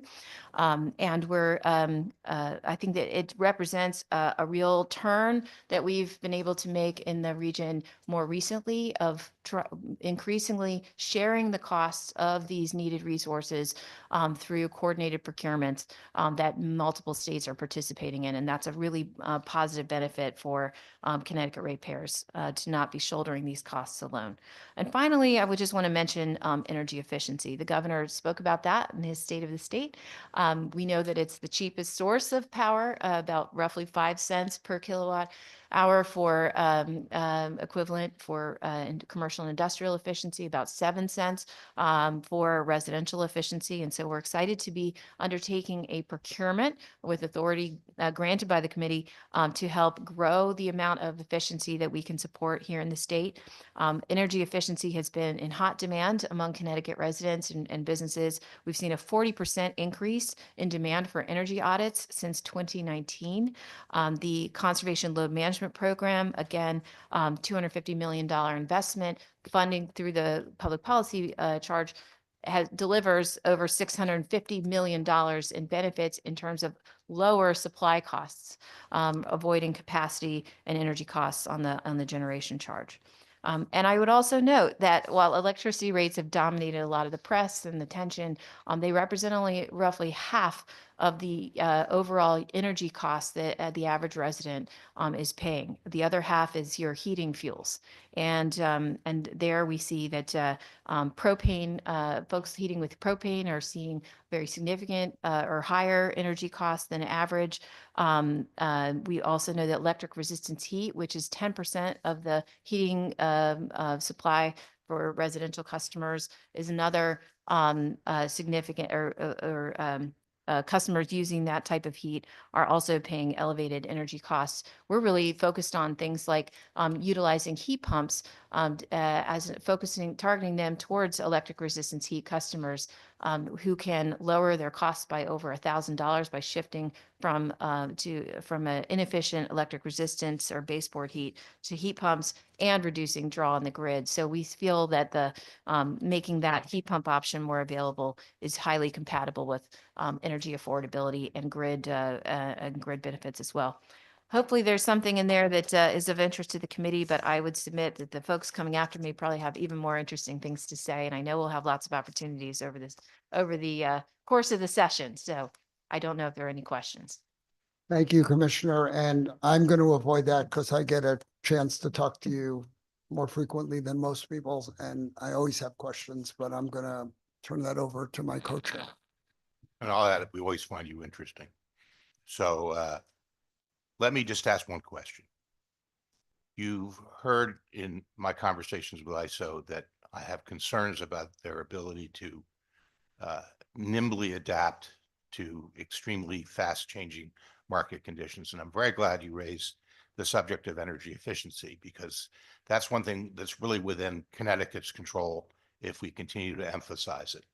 But as you know, we have tended to underfund our energy efficiency programs. And we also have concerns that, for example, Eversource is seemingly refusing to implement smart meters, which would afford consumers some control over their energy usage. How are we going to up our game on energy efficiency? Is this something that you are addressing in the comprehensive energy strategy? And when will we see that comprehensive? Great question. To take the last question first. So we had launched the comprehensive energy strategy process last year, or sorry, more than a year ago, and started the scoping process. And in the middle of that, we had a significant amount of funding opportunity announcements that came from the federal government for the Inflation Reduction Act, bipartisan infrastructure law. So in order to really pursue those opportunities, we had some staffing constraints, and so that has delayed the comprehensive energy strategy process. But we're eager to, we're continuing to take some of the insights from the beginning of that process and relook at the schedule. The integrated resource plan, like I said, is the next up, and given the focus on electric affordability and reliability, we're prioritizing moving that ahead. But in the meantime, to your question about upping our game on energy efficiency, this is something that the governor himself is so personally passionate about. He, has encouraged us to move forward with this procurement under authority that was provided in 2017. This will enable us to attract bids for innovative approaches to delivering energy efficiency from third parties that can be funded on top of the existing conservation and load management program, which has a budget that is capped. Some of the hallmarks of the approaches that we're hoping to solicit through this competitive procurement would be for residential customers, particularly approaches that would allow for on-bill repayment of the customer portion of the costs with no money down, and having a third-party sort of navigator to help make it very easy for residents to take part by relying on the contractor who's delivering this energy efficiency service to braid together all the different rebates and funding sources and financing that might be available at the federal level or at the state level. So we're excited about the response that we've seen so far. And just this week, we announced that we're actually, based on feedback, we're going to be expanding that procurement to be available for commercial and industrial efficiency as well. So we're eager to see the response, and we think that this would be a very low cost way to get more energy supply, if you will, and keep costs down for businesses and residents. So stay tuned, but we're grateful for the authority that was provided by the legislature for us to do this kind of procurement. It will be subject to review. Any bids selected would be subject to peer approval. We do think that it would be helpful, as you mentioned, advanced metering, to have some clarification around the authority, this procurement authority, so that we could be able to support projects that not only include passive demand response or passive efficiency, for example, more efficient appliances, but also active efficiency, for example, where you might be able to take those appliances, heat pump hot water heaters, for example, aggregate them together, thousands of them, like in the form of a virtual power plant, where they could be imperceptibly managed, and then those savings dispatched through the energy markets to achieve even more savings. So, but something we can engage the committee on for later. I like to talk of that kind of innovation because I think we will need to get creative. And I also appreciate your focusing on commercial, particularly small commercial. We want to put them in a position to remain competitive, even in a high cost of energy state. And that's the right way to go about it. Thank you. Senator Fazio. Thank you, Mr. Chair. Good to see you, Commissioner. I'll ask just two questions quickly.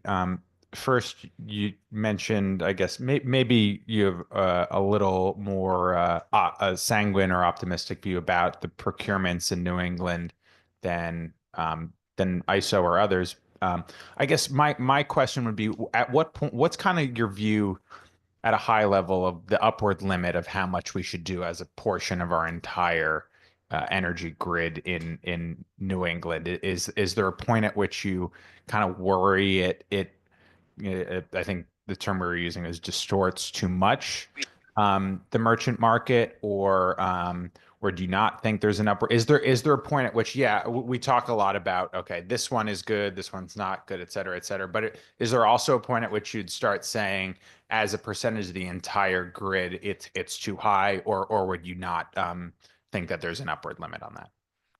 I don't think that there's sort of like a recipe or like a certain percentage or a cap or something.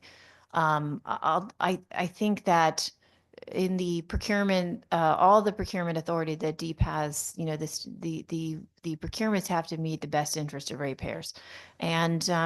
And that means that typically we're taking a forecast of energy, what we expect the energy prices will be over the next, whatever the contract term would be. And we're comparing that to the bid price that the project is proposing to determine if there's savings.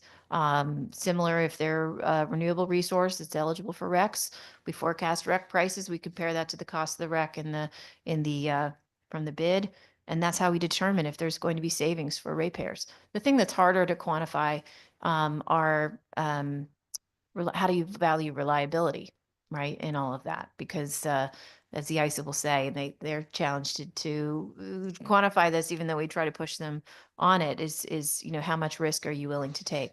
But I don't, I guess it's a broader question. I would say the ISO market. I mean, when we deregulated in 1998, if you go back and you read the transcripts from the legislative debates and so on, and you follow the DPUC's efforts to, conduct when the utilities were divesting and auctioning off all their generation resources, there was sort of this expectation that the private market merchant generators were going to take care of resource adequacy, make the investments, and make sure that we would have enough power to meet, to serve load at all hours. And it's turned out to be much more complicated. The private market was very willing to invest in low-cost combined cycle gas units, and that has delivered significant savings after hydraulic fracturing became widely adopted when gas fuel became inexpensive. But that very low-cost gas then put competitive pressure on our existing nuclear fleet, for example. Do we call that a distortion? Is the workings of the market and that market design that we have, including the capacity market that the ISO implements, is all constructed under the jurisdiction of FERC and the Federal Power Act, which prescribes that you can't discriminate based on fuel type. So I think that if you want to understand where these gaps have emerged, it's not any, it's a very challenging issue. I think that we've evolved with these various state procurements in a direction to try to ensure that we're getting the reliability, the fuel diversity, and meeting the air emission and the greenhouse gas emission goals as best we can, but always with an eye towards trying to achieve savings, and then least costly path for the ratepayers. I think what we're in recent years, I've been a vocal critic sometimes of the ISO and putting up, where we've seen in years past things like the minimum offer price rule that, in my view, put up barriers and forced states to pay twice for the contracted resources. I'm worried about whether some of those policies will reemerge under a new FERC. But in the last 4 years, I think we've made tremendous progress in collaborating with the ISO New England and with our sister states. And I think this transmission procurement is a great example of it, because all 6 states are participating regardless of our various public policies. And the ISO is helping to administer it. And we need to have more cooperation like that going forward. Thank you for that answer. It's good to hear your thought process. My second and only other question is, I've heard the 5 cent per kilowatt number on energy efficiency. How much it costs to save, and a kilowatt hour not used is equivalent to a kilowatt hour generated. And 5 cents sounds really great to me, because obviously we're making procurements at a higher rate and the capacity market's at a higher rate too. I guess I wonder then, okay, why wouldn't the solution to all of our problems be efficiency if it's 5 cents? I guess my question would be, one, to what extent is that number reasonable, or what's the limits of that estimate? Where does it come from? But also, what are the bottlenecks to deployment? Because again, 5 cents for energy efficiency theoretically on paper solves all of our problems. Sure. Happy to follow up. That's probably in order to get to that level of detail, which I'd be excited to do. It's probably worth a follow-up conversation to show some of the calculations. I mean, different efficiency measures cost different amounts. But I think the key is we have to make it easy for customers, for residents, for businesses. And we have to understand that the things that motivate a business or a resident to install an energy efficiency measure may not necessarily be directly related to energy savings, right? So we have to be able to we have to be able to work closely with our vendors, make sure that we have a trained workforce that's able to meet this level of demand. Again, 40% increase in demand for energy audits. That's in part because of the work we did to help preserve the funding for the Conservation Load Management Program and stop diverting it to the general fund. We have also, we have to so workforce, predictability of funding, providing low cost financing options, the possibility of on-bill repayment, I think will help to streamline things, being able to provide for an expanded opportunity for energy efficiency investment, because right now our programs are capped at a certain budget amount. So if more customers in Connecticut want energy efficiency, we have to turn them away because when we run out of money. And so that's where I think this procurement will be very beneficial, and we'll learn a lot from it. But there's more to say on that, but happy to follow up. Thank you, and thank you, Mr. Chair. Thank you, Senator. Representative Mark. Thank you so much, Mr. Chair. So kind of coming maybe back to a high level, I think, you probably like us, we really want those positive outcomes for our residents. But we continually see our utility companies and our regulatory body knocking heads. So I know there's a lot of probably behind the scenes issues going on. Is there ways that you can step in? What do you see your role in this and helping everyone get to the positive outcomes for our residents? So DEEP participates as a party in PURA proceedings. Maybe this is a good time for me to say that because I know there's sometimes questions about PURA and DEEP and the structure of PURA and DEEP. And I will say that, PURA functions fully independently in their adjudicatory role. And that means that DEEP doesn't dictate or communicate or tell them, what to do. We appear before them as a party, just like any other party, and we're bound by ex parte, the same ex parte rules that apply to other parties in those proceedings. And that way, we're not any different than the Office of Consumer Counsel, which also appears as a party before PURA. I don't, I think I can only speak to, what DEEP does. We appear in those proceedings. We are able to offer, our input. We're always, pleased to be able to provide our expertise, and it's great to see where that is integrated into the decisions that the commission adopts. I think that we're supportive of the efforts around grid modernization. I think it and helping to keep costs down for ratepayers. I think those are goals that everyone shares. And we always look forward to being able to conduct our role and advocate in the PURA process, and we feel that we're well heard in those proceedings. Okay, thank you. Thank you, Representative Mashinsky, and I think that we will wrap it up after that. Okay, thank you, Commissioner.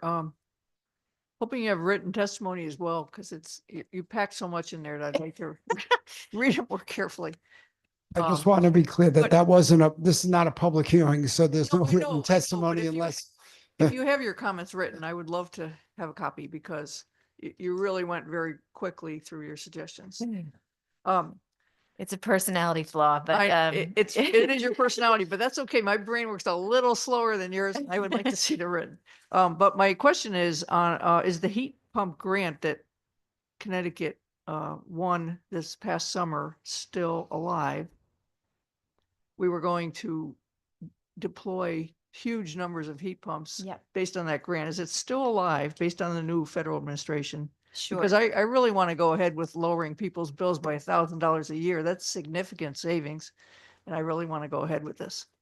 Thank you for that question. I do want to note that we've had heat pump incentives available through the Conservation Load Management Program for some time, and actually demand for those incentives has doubled since 2020.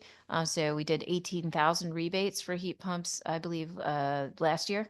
And so we continue to see interest. Some of that, I think, has to do with the changes in the weather.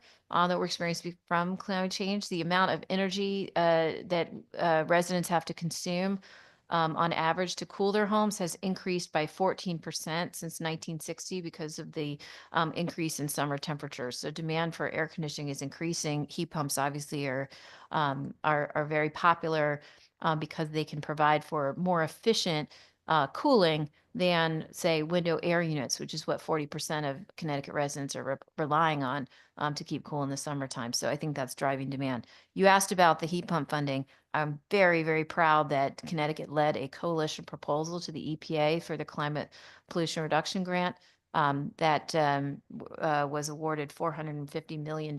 Roughly $100 million of that would be coming to Connecticut. We're obviously concerned about the actions that the Trump administration has been taking to date, including their executive orders directing suspension or interruption of funding for programs funded by the Inflation Reduction Act and the Bipartisan Infrastructure Law, among other things. We obviously these are funds that we're obligated to DEEP, to Connecticut. And so we're obviously coordinating with the Attorney General's office to ensure that we can pursue any legal rights that we may need to. It'd be a real shame to have residents in our region, in our state, be deprived of affordable cooling and electricity and heating options, which is what this funding is intended to do. But in the meantime, we continue to be supporting demand for heat pumps through our state programs. Thank you. Thank you, Mr. Thank you, Commissioner. We're going to have a lot more to talk about, and some of those ideas are things that I think we want to look at putting into some legislation. So Thank you. thank you. Chair Gillette.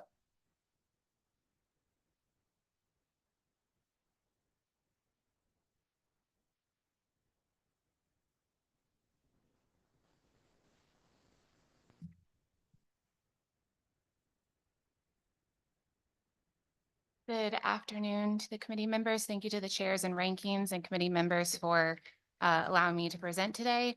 I understand, similar to Commissioner Dykes, I understand that the assignment is to familiarize you all with the agency that I help lead and specifically how we get our work done. I recognize that hour and how many speakers are after me.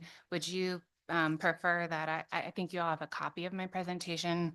I can try to just do one slide and open it up to questions. I think just a high level explanation of what the role of PURA is, not only in terms of, rate making and dockets and all that, but in managing the part of energy policy that PURA does. Sure, thank you. If the clerk could please advance to slide 4, I think that would be helpful. Thank you. PURA, so far today, you've heard a lot about the role of supply. PURA's primary role is providing oversight with respect to the distribution portion of the grid. And how we provide that oversight is through a docket process. And I think I'll spend my time this afternoon or morning, whatever it is at this point, focused on just providing overview to the process. PURA is a quasi-judicial agency, which is not the same as saying it's quasi-public. We are fully full member of the executive branch. But when I say quasi-judicial, what I mean by that is that we function and look a lot different than other agencies, and that we look and act a lot like a court. So our work is done in a hearing room that resembles this. I have 2 colleagues at the moment who help adjudicate the matters that come before us. Everything that PURA is assigned, we are a creature of statute.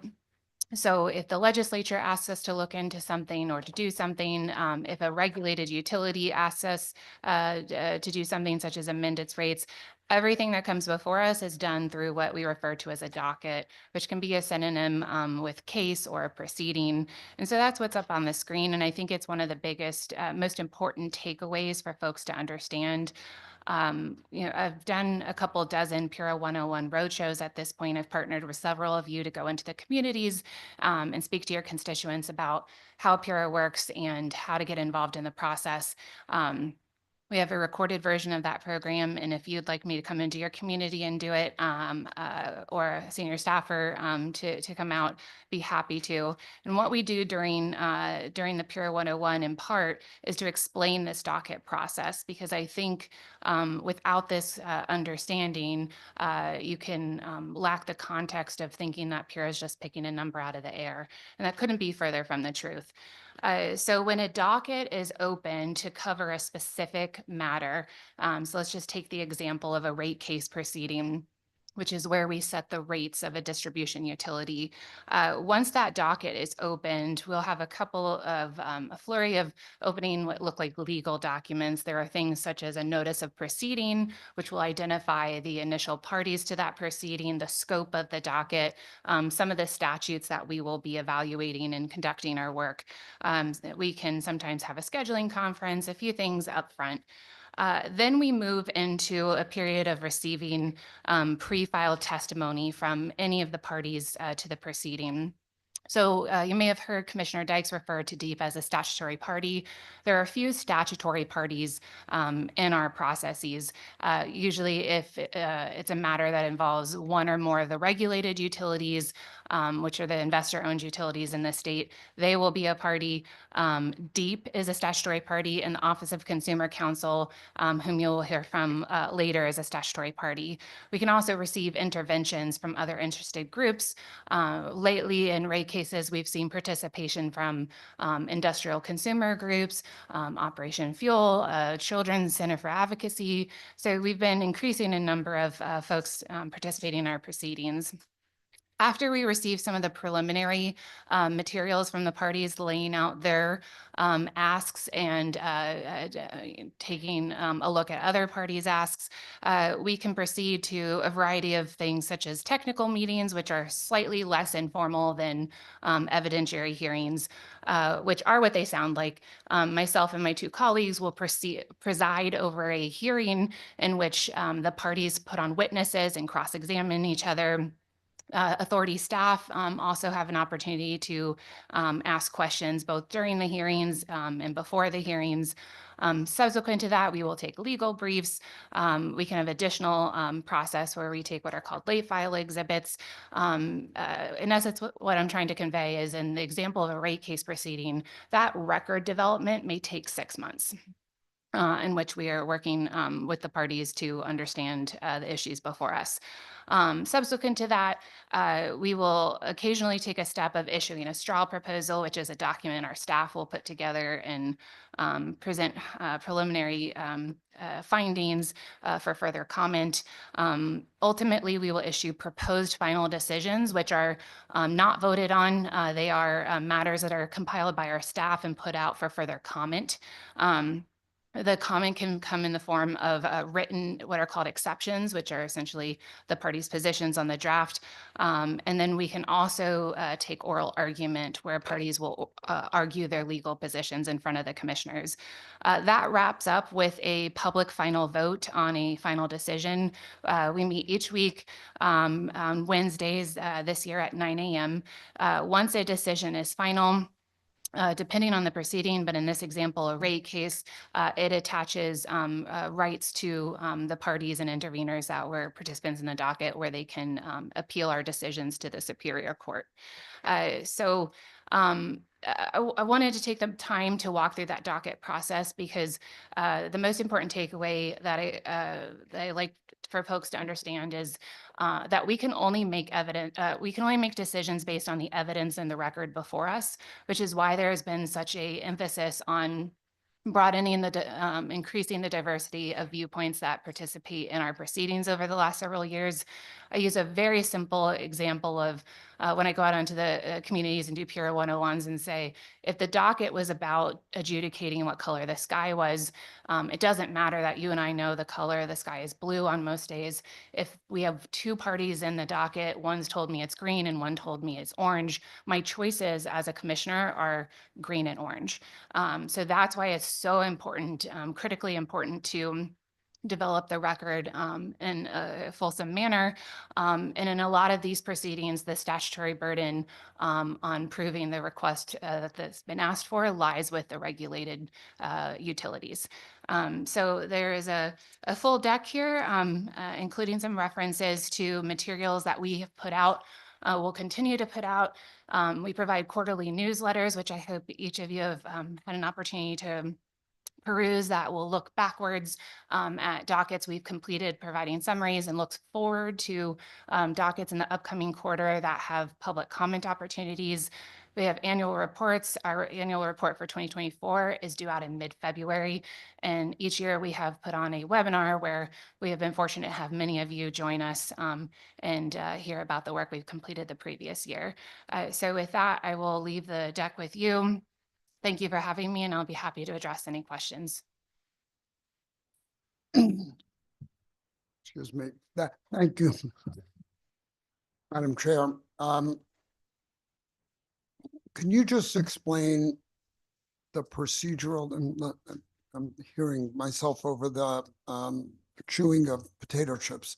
Procedural difference between a contested rate case and like a RAM adjustment, or how we handle the standard service adjustments. I think there's always been a lot of confusion in the public and in maybe some committee members' minds about what's the difference in the process and how you arrive at those decisions, or, you know, what are you handed in order to make them? Thank you.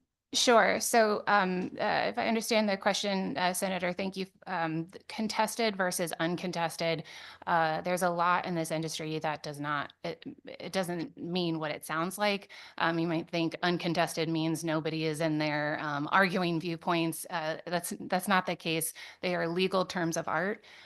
Contested proceeding refers to any proceeding that the legislature has required PURA to hold a hearing in. So we get that question quite a bit. How do we make the determination as to whether something is contested or not? And the answer to that, in short, is PURA does not make that decision. So there's a lot of case law around this specific point, and I'll be very clear. To the extent that you wish a proceeding to be contested, which does confer additional legal rights on the parties involved, then the easiest way to do that is when you pass a law to require a hearing. Because that will make it contested. In a contested proceeding, such as one that affects the duties and rights and privileges of the utility, most notably rate case proceedings, or proceedings like notices of violation or declaratory rulings. In the rate case example that I used to walk through the docket process, there is a 350-day shot clock associated with that record development for electric and gas utility rate cases, 270 days for water utilities. That is opposed to other things such as the RAM docket, which is the revenue adjustment mechanisms that are part of that most notably provide oversight to the public benefits portion of the bill. When I started in 2019, some of you may remember the high bill complaints of July 2020. Historically, prior to my tenure, the RAM charges and the standard service changes were submitted as a compliance filing that PURA would act on within 24 to 48 hours. That was problematic in my viewpoint, because when the complaints arose in July 2020, which is when the millstone charge first rolled onto the bill, I was not able to answer the questions as to why the charges were high, because it was a filing that was essentially a cursory review. PURA took it upon itself with its stakeholders to redesign the process so that now the RAM process has a abbreviated approach to it, where we get our filings from the utilities January 15th, February 15th, and March 1st. And then we have to issue a decision by the end of April so that it can go into effect May 1st. We also take the summer to look at the prudency of charges from the prior year so that a subsequent adjustment can be made September 1st. So you can see your RAM charges change twice a year. But I hope that answers your question in the amount of time that we have or don't have to do a number of these proceedings. So it's a much more abbreviated process. It's more cursory. Have we been doing the RAM adjustments twice a year? Because one of the things that's come up is to do them more frequently. We do RAM adjustments twice per year. The process has been redesigned in the 2020 proceeding. Initially, RAM changed January 1st and July 1st, which is when standard service changes. When we redesigned the process, we moved it to May 1st and September 1st under the theory with our stakeholders' support that moving it to what are called shoulder months, where usage is less, would be an easier glide path for customers. Last year, as everyone knows, with the standard service rates expected to decline so steeply July 1st, and with the RAM charge expected to increase, those were both moved to July 1st to help offset each other. And then we have a subsequent adjustment on September 1st. Thank you. Senator Fazio? Thank you, Madam Chair, for the presentation. I think this is very, very useful for people because I know it's so complicated, and you know, it's good to have as much public information and knowledge of the process because of its importance. You know, in the news a lot lately, we've heard things like, you know, Pura is not, you know, providing fair, predictable return on investment in Connecticut's electric grid or Connecticut's utilities infrastructure generally. I think we all agree probably in this room that there needs to be fair, predictable, relatively speaking, return on investment so that we can have a reliable utilities infrastructure, and also that we shouldn't have any utilities over earning or overcharging customers. I was wondering if, you know, you can, you know, look back in the past decisions and think to yourself if or recall any cases or what cases or how many cases and to what extent Pura has diminished return on hard capital investment for utilities in Connecticut. And, you know, and do qualify if any of these questions are not appropriate to answer here. Thank you, Senator. I appreciate that question. As I was discussing a few minutes ago with the example of the rate case, a rate case is where Pura can exercise its jurisdiction to the highest degree. And many of our utilities have come in for rate cases during my tenure. One most notably has not, that being Eversource. So on the electric side. So I know that they have been in the news quite a bit lately. I want to clarify that they have not been in a rate case, for a rate case during my entire tenure. So there has been nothing that has changed with respect to their distribution rates. Reflecting on the other rate case proceedings that we have completed, starting with Aquarion Water in 2022, followed by UI, Connecticut Water, and CNG SCG. I will say that I, of course, have heard and read the criticism, and we reflect on that in each case that we move forward on. The ROE, which is, I think, the genesis of your question, and thank you for it, because I think it allows me to explain briefly to folks what the ROE is and how it's arrived at, and I will be brief. So ROE, in its simplest form, is supposed to be a recognition of the risk that shareholders bear in terms of the speed at which they recover their capital and how risky it is to recover it. In a rate case, part of this 350-day development of the record, we will receive evidence and witnesses from many different parties. We look at economic models called the DCF and CAPM. That will take into account investor expectations.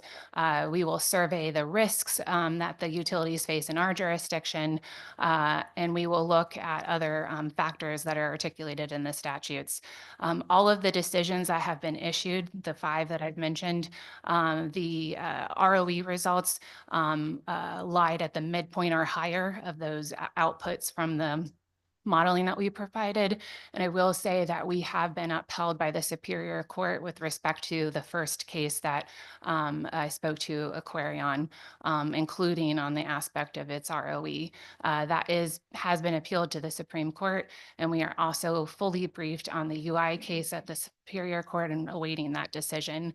But reflecting backwards, on the decisions that we have issued, I'm very proud of the work that my staff has done and say that they conform to all the laws. And so far, the courts have agreed with us.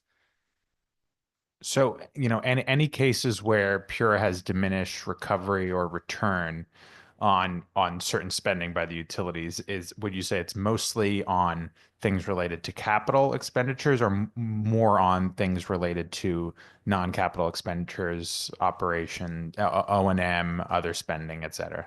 There has been an enhanced scrutiny on both capital and O&M. For those curious about how the revenue requirement is crafted for a utility, it's comprised of 3 main components: the capital expenditures, the O&M, and then taxes, which are a pass-through. When we've been taking up the tools that this legislature has passed on a bipartisan basis, in the more recent rate cases, it has allowed us to provide extra scrutiny, mostly to the O&M side. On the capital side, one of the issues that is in dispute is the fact that PURA has returned to traditional utility rate-making tools that are in use across the country, which require capital to have been prudently and reasonably expended on used and useful assets. And so PURA has removed from some of the more recent rate cases what is called forecasted capital, as it did not comport with the laws in place that we were using to review the matter. That might be an interesting issue for the legislature to explore in that case. And I assume, just finally, I assume that you agree not only it's both the law, but also you're probably point of view, generally speaking, that we want capital to come here to Connecticut to make capital expenditures in our grid and in our utilities infrastructure that are prudent, yes, but and to earn a fair, reasonable rate of return on that, so that we can have a hardened and reliable grid and utilities infrastructure generally. I will agree with that, sir. We are a creature of statute, which means that I have to conform to all the parameters, but specifically some of the ones you were referencing, which are in 1619E. We'll also point out that 16244I requires utilities to maintain a safe, reliable, and affordable grid.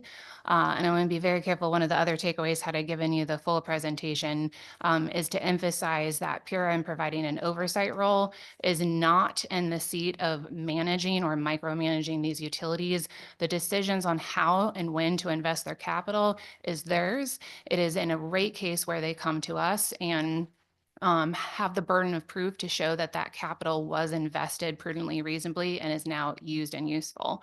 And so, yes, sir. Thank you, Mr. Chair. Thank you. I'm just looking, we have 2 more people. We're running out of time. We have a hard stop. Representative Mara, and I'm going to switch the order and do OCC and then Siting Council, because they're remote. And I think that there's a time constraint there also. Thank you so much, Mr. Chair. Thank you. I appreciate you coming in and explaining stuff. And I'm sure after this, maybe we'll talk some more as well, because there's a lot to take in here. But I just wanted to present to you kind of the same question that I already presented to Deep. As a legislator, I am responsible to the residents in my area, and I have a lot of people trying to understand how the regulatory authority and the utilities are kind of bumping heads.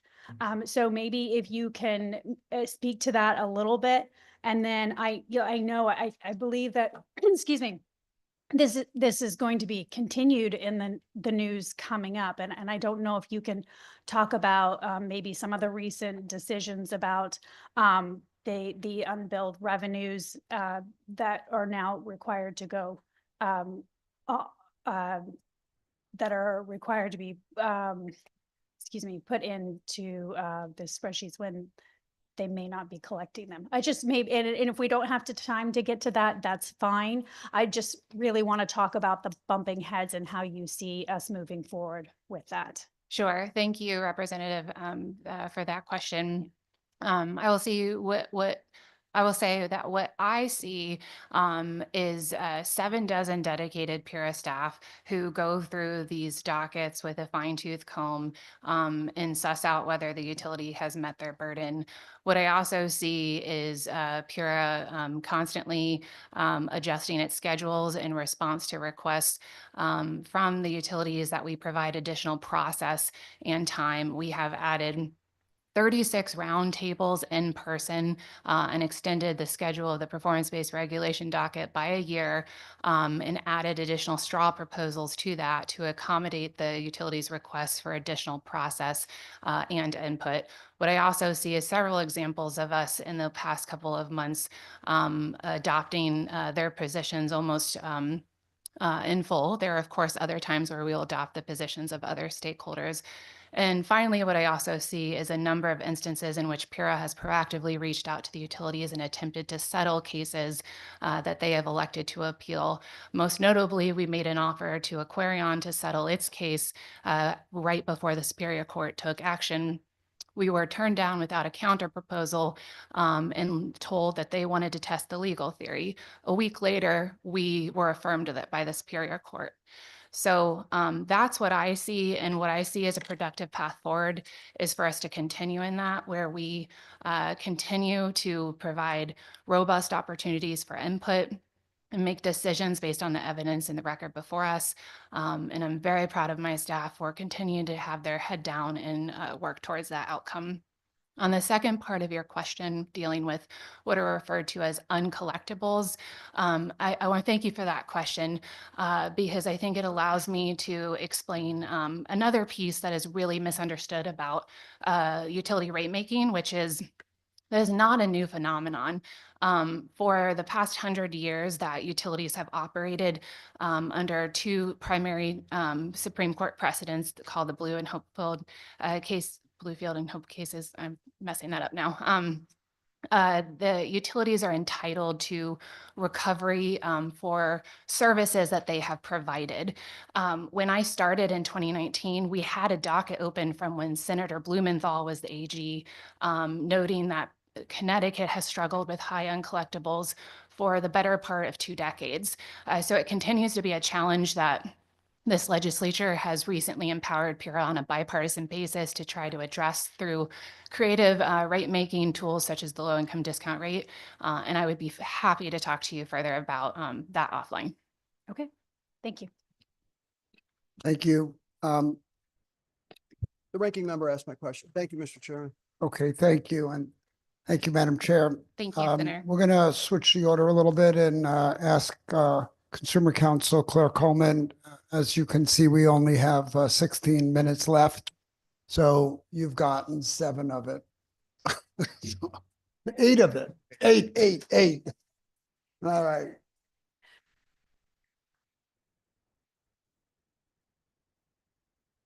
Great, thanks. And we did prepare some brightly colored slides, figuring it'd be the end of a long few hours for you guys, and you might need some something to keep you awake. So given my time is in half, I will do literally just like, highlights and certainly can follow up with any additional details. Good afternoon. My name is Claire Coleman. I'm the State Consumer Counsel, the head of the Office of Consumer Counsel. I'm here today with 2 of my colleagues, Tom Wheel, who's our Director of Legal and Regulatory, and J.R. Viglione, who's an Associate Economist in our office. We like to call ourselves small and mighty. We're a team of 21. We just filled our last open seat, so I'm very excited about that, bringing on an engineer. We really do a wide range of work on behalf of customers, and I guess, is it Abigail, do I say next on the slides, or is there a way to control them here? I'll just signal. Okay. So as this visual shows, we do extensive work in Pura dockets, the bread and butter rate cases, as well as engage in, grid modernization, water, gas, and telecom and broadband work. We are also very busy with appellate litigation. As has been referenced, we have a record number of appeals stemming from utility challenges to PURA decisions. We represent the interests of consumers directly in those cases. So we are in the courts as well. We engage in deep processes on procurements. We're in regional and federal efforts at NEPOOL, ISO, FERC, FCC, and of course, we come before you, our legislators, to help try to inform policy. Next. I'll skip this just to say it's hard to balance all of the competing interests, that are before us with customers, but quality and cost of effectiveness are always top of mind. Next, please. We like to talk about our work in terms of the 4 elements of the bill on the electricity side: supply, transmission, local delivery, and public benefits. I'll get into each of those in subsequent slides. The supply portion of the bill, where we'll start. As you can see, Connecticut had a good run, unfortunately, before I took this job.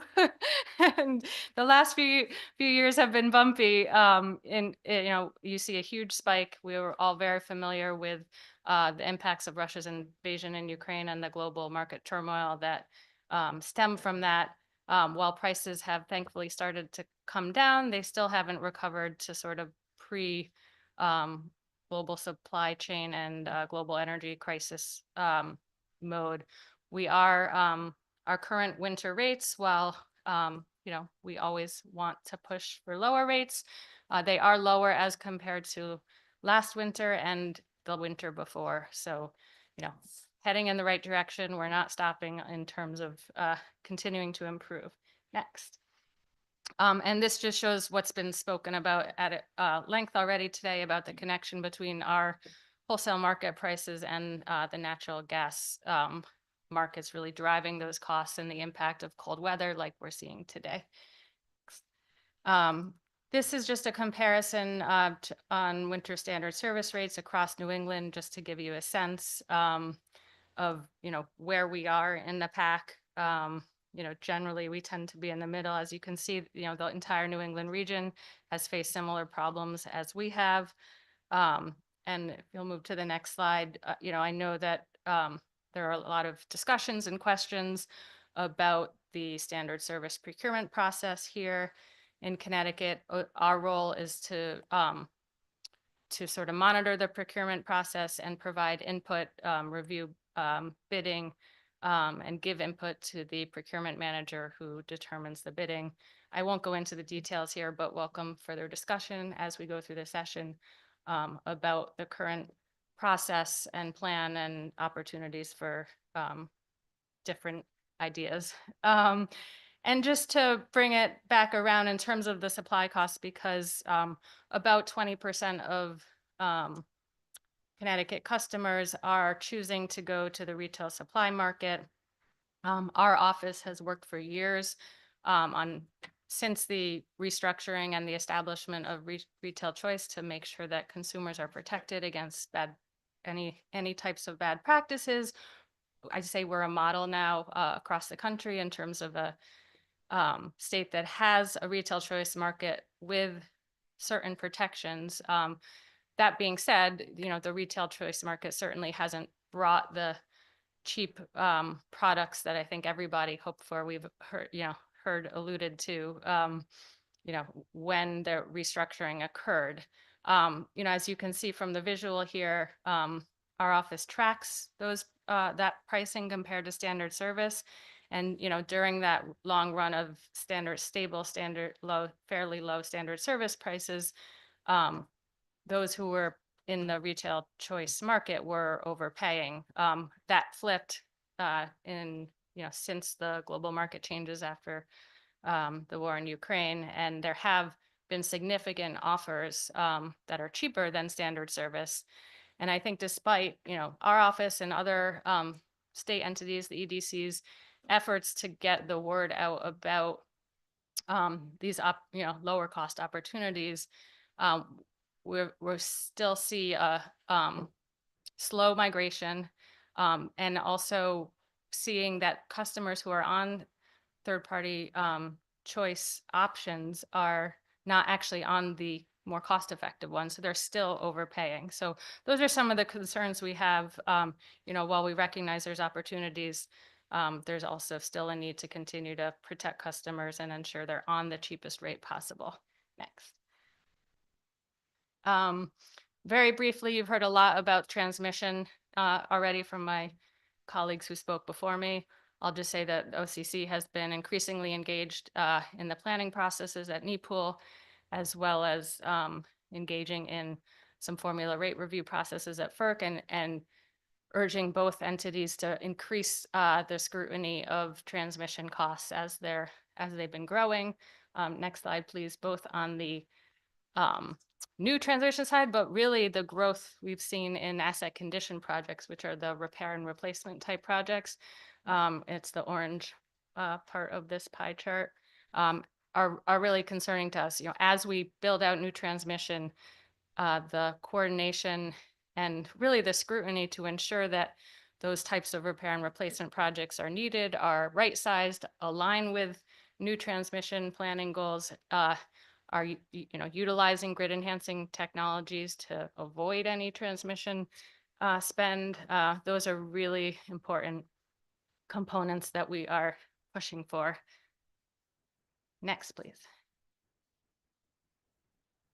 So setting electric distribution rates, this is our bread and butter.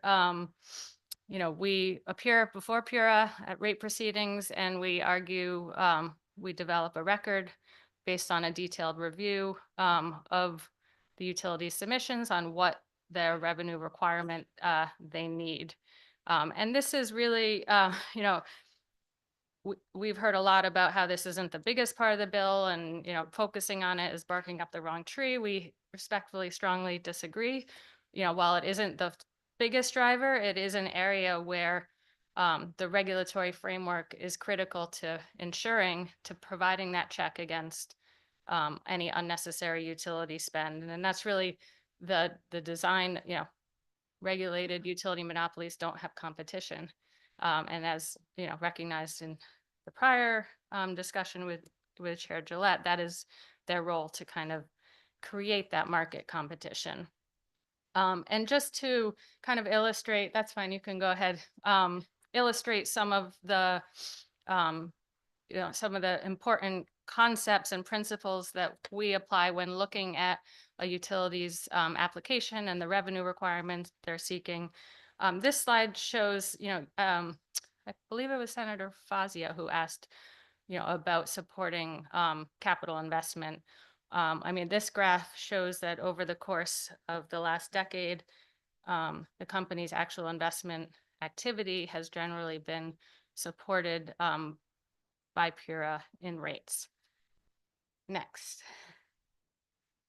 I'm skipping a lot of the details, but and I know I'm probably still talking too long, but these are important. So this one, just shows that the difference between revenues and expenses.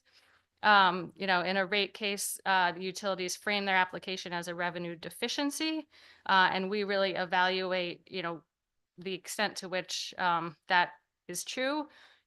Of course, quality of service, things like reliability, are top of mind for our office as we evaluate a case. And we do recommend revenue levels that should be sufficient to cover all that. And as you can see here, there hasn't been a case in at least the recent history we're covering where expenses have not increased and revenues haven't also increased. And finally, this is just a brief explanation of the difference between ROE and net income. The chair touched on the purpose of ROE, and we've heard a lot about it. And often, the net income is the piece that gets lost in these discussions. So while ROE is important to attract investor capital, looking at this, from a percentage as compared to sort of the actual earnings that are left over at the end of each year, there's a different result and they don't always correspond. And as we've, seen ROEs decline in Connecticut, the net earnings have not always correlated with that. So PBR, you've heard about PBR. I'll just say that, a lot of the tough discussions that have made it in the news and that we're engaged in at PURA, we feel like should be resolved through performance-based rate making. Not everything, but we're talking a lot about how to set revenues for utilities, how to account for incremental capital spend that's needed, how to improve our distribution system planning so that we get more of a forward-looking sense of what the utilities want to build, and can weigh in on that prospectively as opposed to just waiting to kind of see after the fact how they've spent their money and evaluating it in the context of a prudency review. So we do think while PBR isn't going, we want to set expectations, it's not going to slash rates drastically immediately or, it's really an incremental process. We've learned that there's a lot of data we need, but the transparency piece is really exciting to our office and I think will help all stakeholders, including the legislature, to learn about how to prioritize, what we should be encouraging our utilities to prioritize investments on. Next. The last category of the bill, the public benefits charge. This is just to say it's a complicated discussion. There's over 60 different charges over the course, since 1998. So we'll pause or await further discussion in hearings on that. And then I know I'm probably over your time. Just 2 seconds on all of the other really important work our team does. We do a lot of great work on behalf of broadband and telecom consumers. We both before PURA, and we recently obtained bill credits for Frontier customers after they experienced service outages and didn't meet quality of service standards. We are actively engaging in the current Verizon Frontier change of control proceeding, where we're ensuring that customers will be protected. And then we've done a lot of work at the FCC. Many of that work is at risk of being rolled back on net neutrality, digital discrimination, broadband nutrition labeling. So we'll continue to be engaged there. And just want to flag, there's a lot of focus on affordability on the electricity side.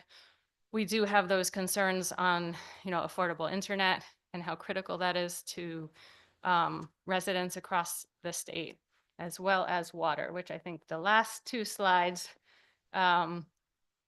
just touch on critical issues for water customers. Everyone here is aware of PFAS contamination and the challenges that presents our utilities to ensure that they're meeting new standards, which will help ensure the health and safety of residents and customers. I think we'll continue to have discussions around that. Aquarian Water Company recently announced the deal to sell to RWA. I'm sure there's lots of questions on that. We will be engaged in that change of control proceeding, ensuring that customers' interests are protected, the current Aquarian customers' interests are protected, and are engaged in state planning and coordination through various councils. And finally, on natural gas, we also advocate for natural gas customers. We want to ensure that we protect them against unnecessary spend, just like any other regulated utility. I'll just say that planning is really critical in this. In order to protect ratepayers, we need to align state policy with utility investments in order to avoid stranded costs, and that's really the perspective we come to this work with, and look forward to discussing those regulatory and policy frameworks with you sooner. So sorry if I spoke too long, but we could go on for hours with, my team does incredible work on behalf of customers, and we've got a lot of challenges ahead of us, and look forward to working with the committee on how to improve all of the utility services for Connecticut customers. Thank you, Claire. I really appreciate it. We don't have a lot of time left. I think, well, I don't, are we being thrown out of this room? No, we're staying. We're staying here. Okay, so we have a few more minutes. I think the siting council folks had a hard stop at 2:00. So, they're gone now. and Oh, I no, apo- I'm so sorry. I apologize to them, in advance. There probably will be more opportunities for them to be involved, as I think we're raising some bills or are thinking about raising some bills that impact their jurisdiction. I think this is really briefly say the role of the Consumer Council is quite critical in how we adjudicate things. And I appreciate all the hard work since you've been over there. And I know it's a small, nimble, and hardworking team. Thank you. Thank you. But he said, we think you're doing a great job with your tiny mighty team. And we really do appreciate these charts that were extremely helpful. And I think it's important that everybody in the committee spend some time with them, and then we'll probably talk some more. Great. Senator Fazio. Thank you, Council. I wanted to ask two quick questions. As you mentioned, there's a major announcement of the acquisition of Aquarian Water Company by the Regional Water Authority. The Regional Water Authority does not have its rates regulated by PURA, and therefore the Consumer Council will not have a role to play in protecting the interests of consumers for the over 600,000 residents in Western Connecticut who are served by Aquarian Water. Does that give you concern about the effect, the potential costs and oversight for the new the Aquarian Water customers who potentially will now be served by the RWA? Yeah, thank you for the question. While we have not received the actual application before PURA, or any information other than the press release that I think we've all read, we are concerned and intend to be proactive in terms of ensuring that, doing what we can to ensure current Aquarian customers are protected. I mean, just based on the sale price that it's, 2 times over book value, we're very concerned that that will negatively impact the rates that customers currently pay. There's a lot of questions about the ability to maintain and invest in infrastructure. It's obviously a big expansion of RWA's jurisdiction. So we do have a lot of questions, and we will be asking those questions as soon as we get the opportunity through PURA. And on behalf of my constituents who are served by Aquarian, I want to thank you prospectively for doing that. And I believe you had done an analysis previously. It was preliminary because we didn't really have time to analyze this policy change, which I think was very unfortunate. But your analysis seemed to indicate that the cost structure for the RWA is higher than it is for Aquarian. Do you still believe that analysis? And does that give you concern about potentially Aquarian customers seeing an upward pressure on their future rates? Yeah, admittedly, I haven't looked at it since the June special session, the comparison between RWA and Aquarian. So I don't know about changes, but at that time, Aquarian rates were lower. And that is a concern of ours, certainly. Thank you very much. Thank you. Yes, Representative Mashinsky. Thank you. Claire, I wanted to ask you about cable TV, even though you mainly wanted to talk about electric today, but I have constituents that are worried about being able to choose their own programming. They get like 1,500 stations and they only watch 3 of them. And that's one issue for them. And another one is transparency concerning each component of their consumer bill, which is, we've talked about that on electric too.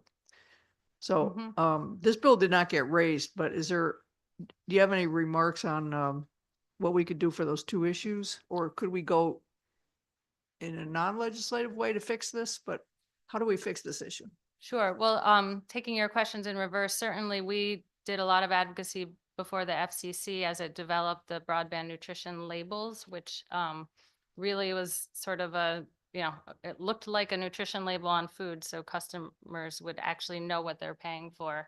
And we're gonna, do what we can to make sure that that labeling is not repealed in this next administration. In terms of cable choice options, let me take that back to my telecom and broadband team and get back to you on that. Just thinking about different options, but I will follow up with you. Thank you. I appreciate that. Thanks, Mr. Thank you. Are there any, I don't see any other questions from the Zoom audience from here. We apologize for greatly truncating your presentation, but we're sure we're going to be hearing from you again, testifying on a number of the bills that are before us, and we'll pick it up from there. Yes, thank you for your time and indulgence and accommodation and letting us sneak in. Thanks. As stated by my co-chair, the Siting Council, which is another subject that I think this committee would benefit from, was unable to accommodate beyond our 3-hour timetable. I will say that there are Siting Council related bills before this committee and other committees, so there will be opportunities to interact with the Siting Council going forward. Not seeing any other comments from members of the committee, we will adjourn this informational forum. I want to thank everybody for participating, and stay tuned. Don't go too far. We're about to start in on a committee meeting at 2:30 in this room.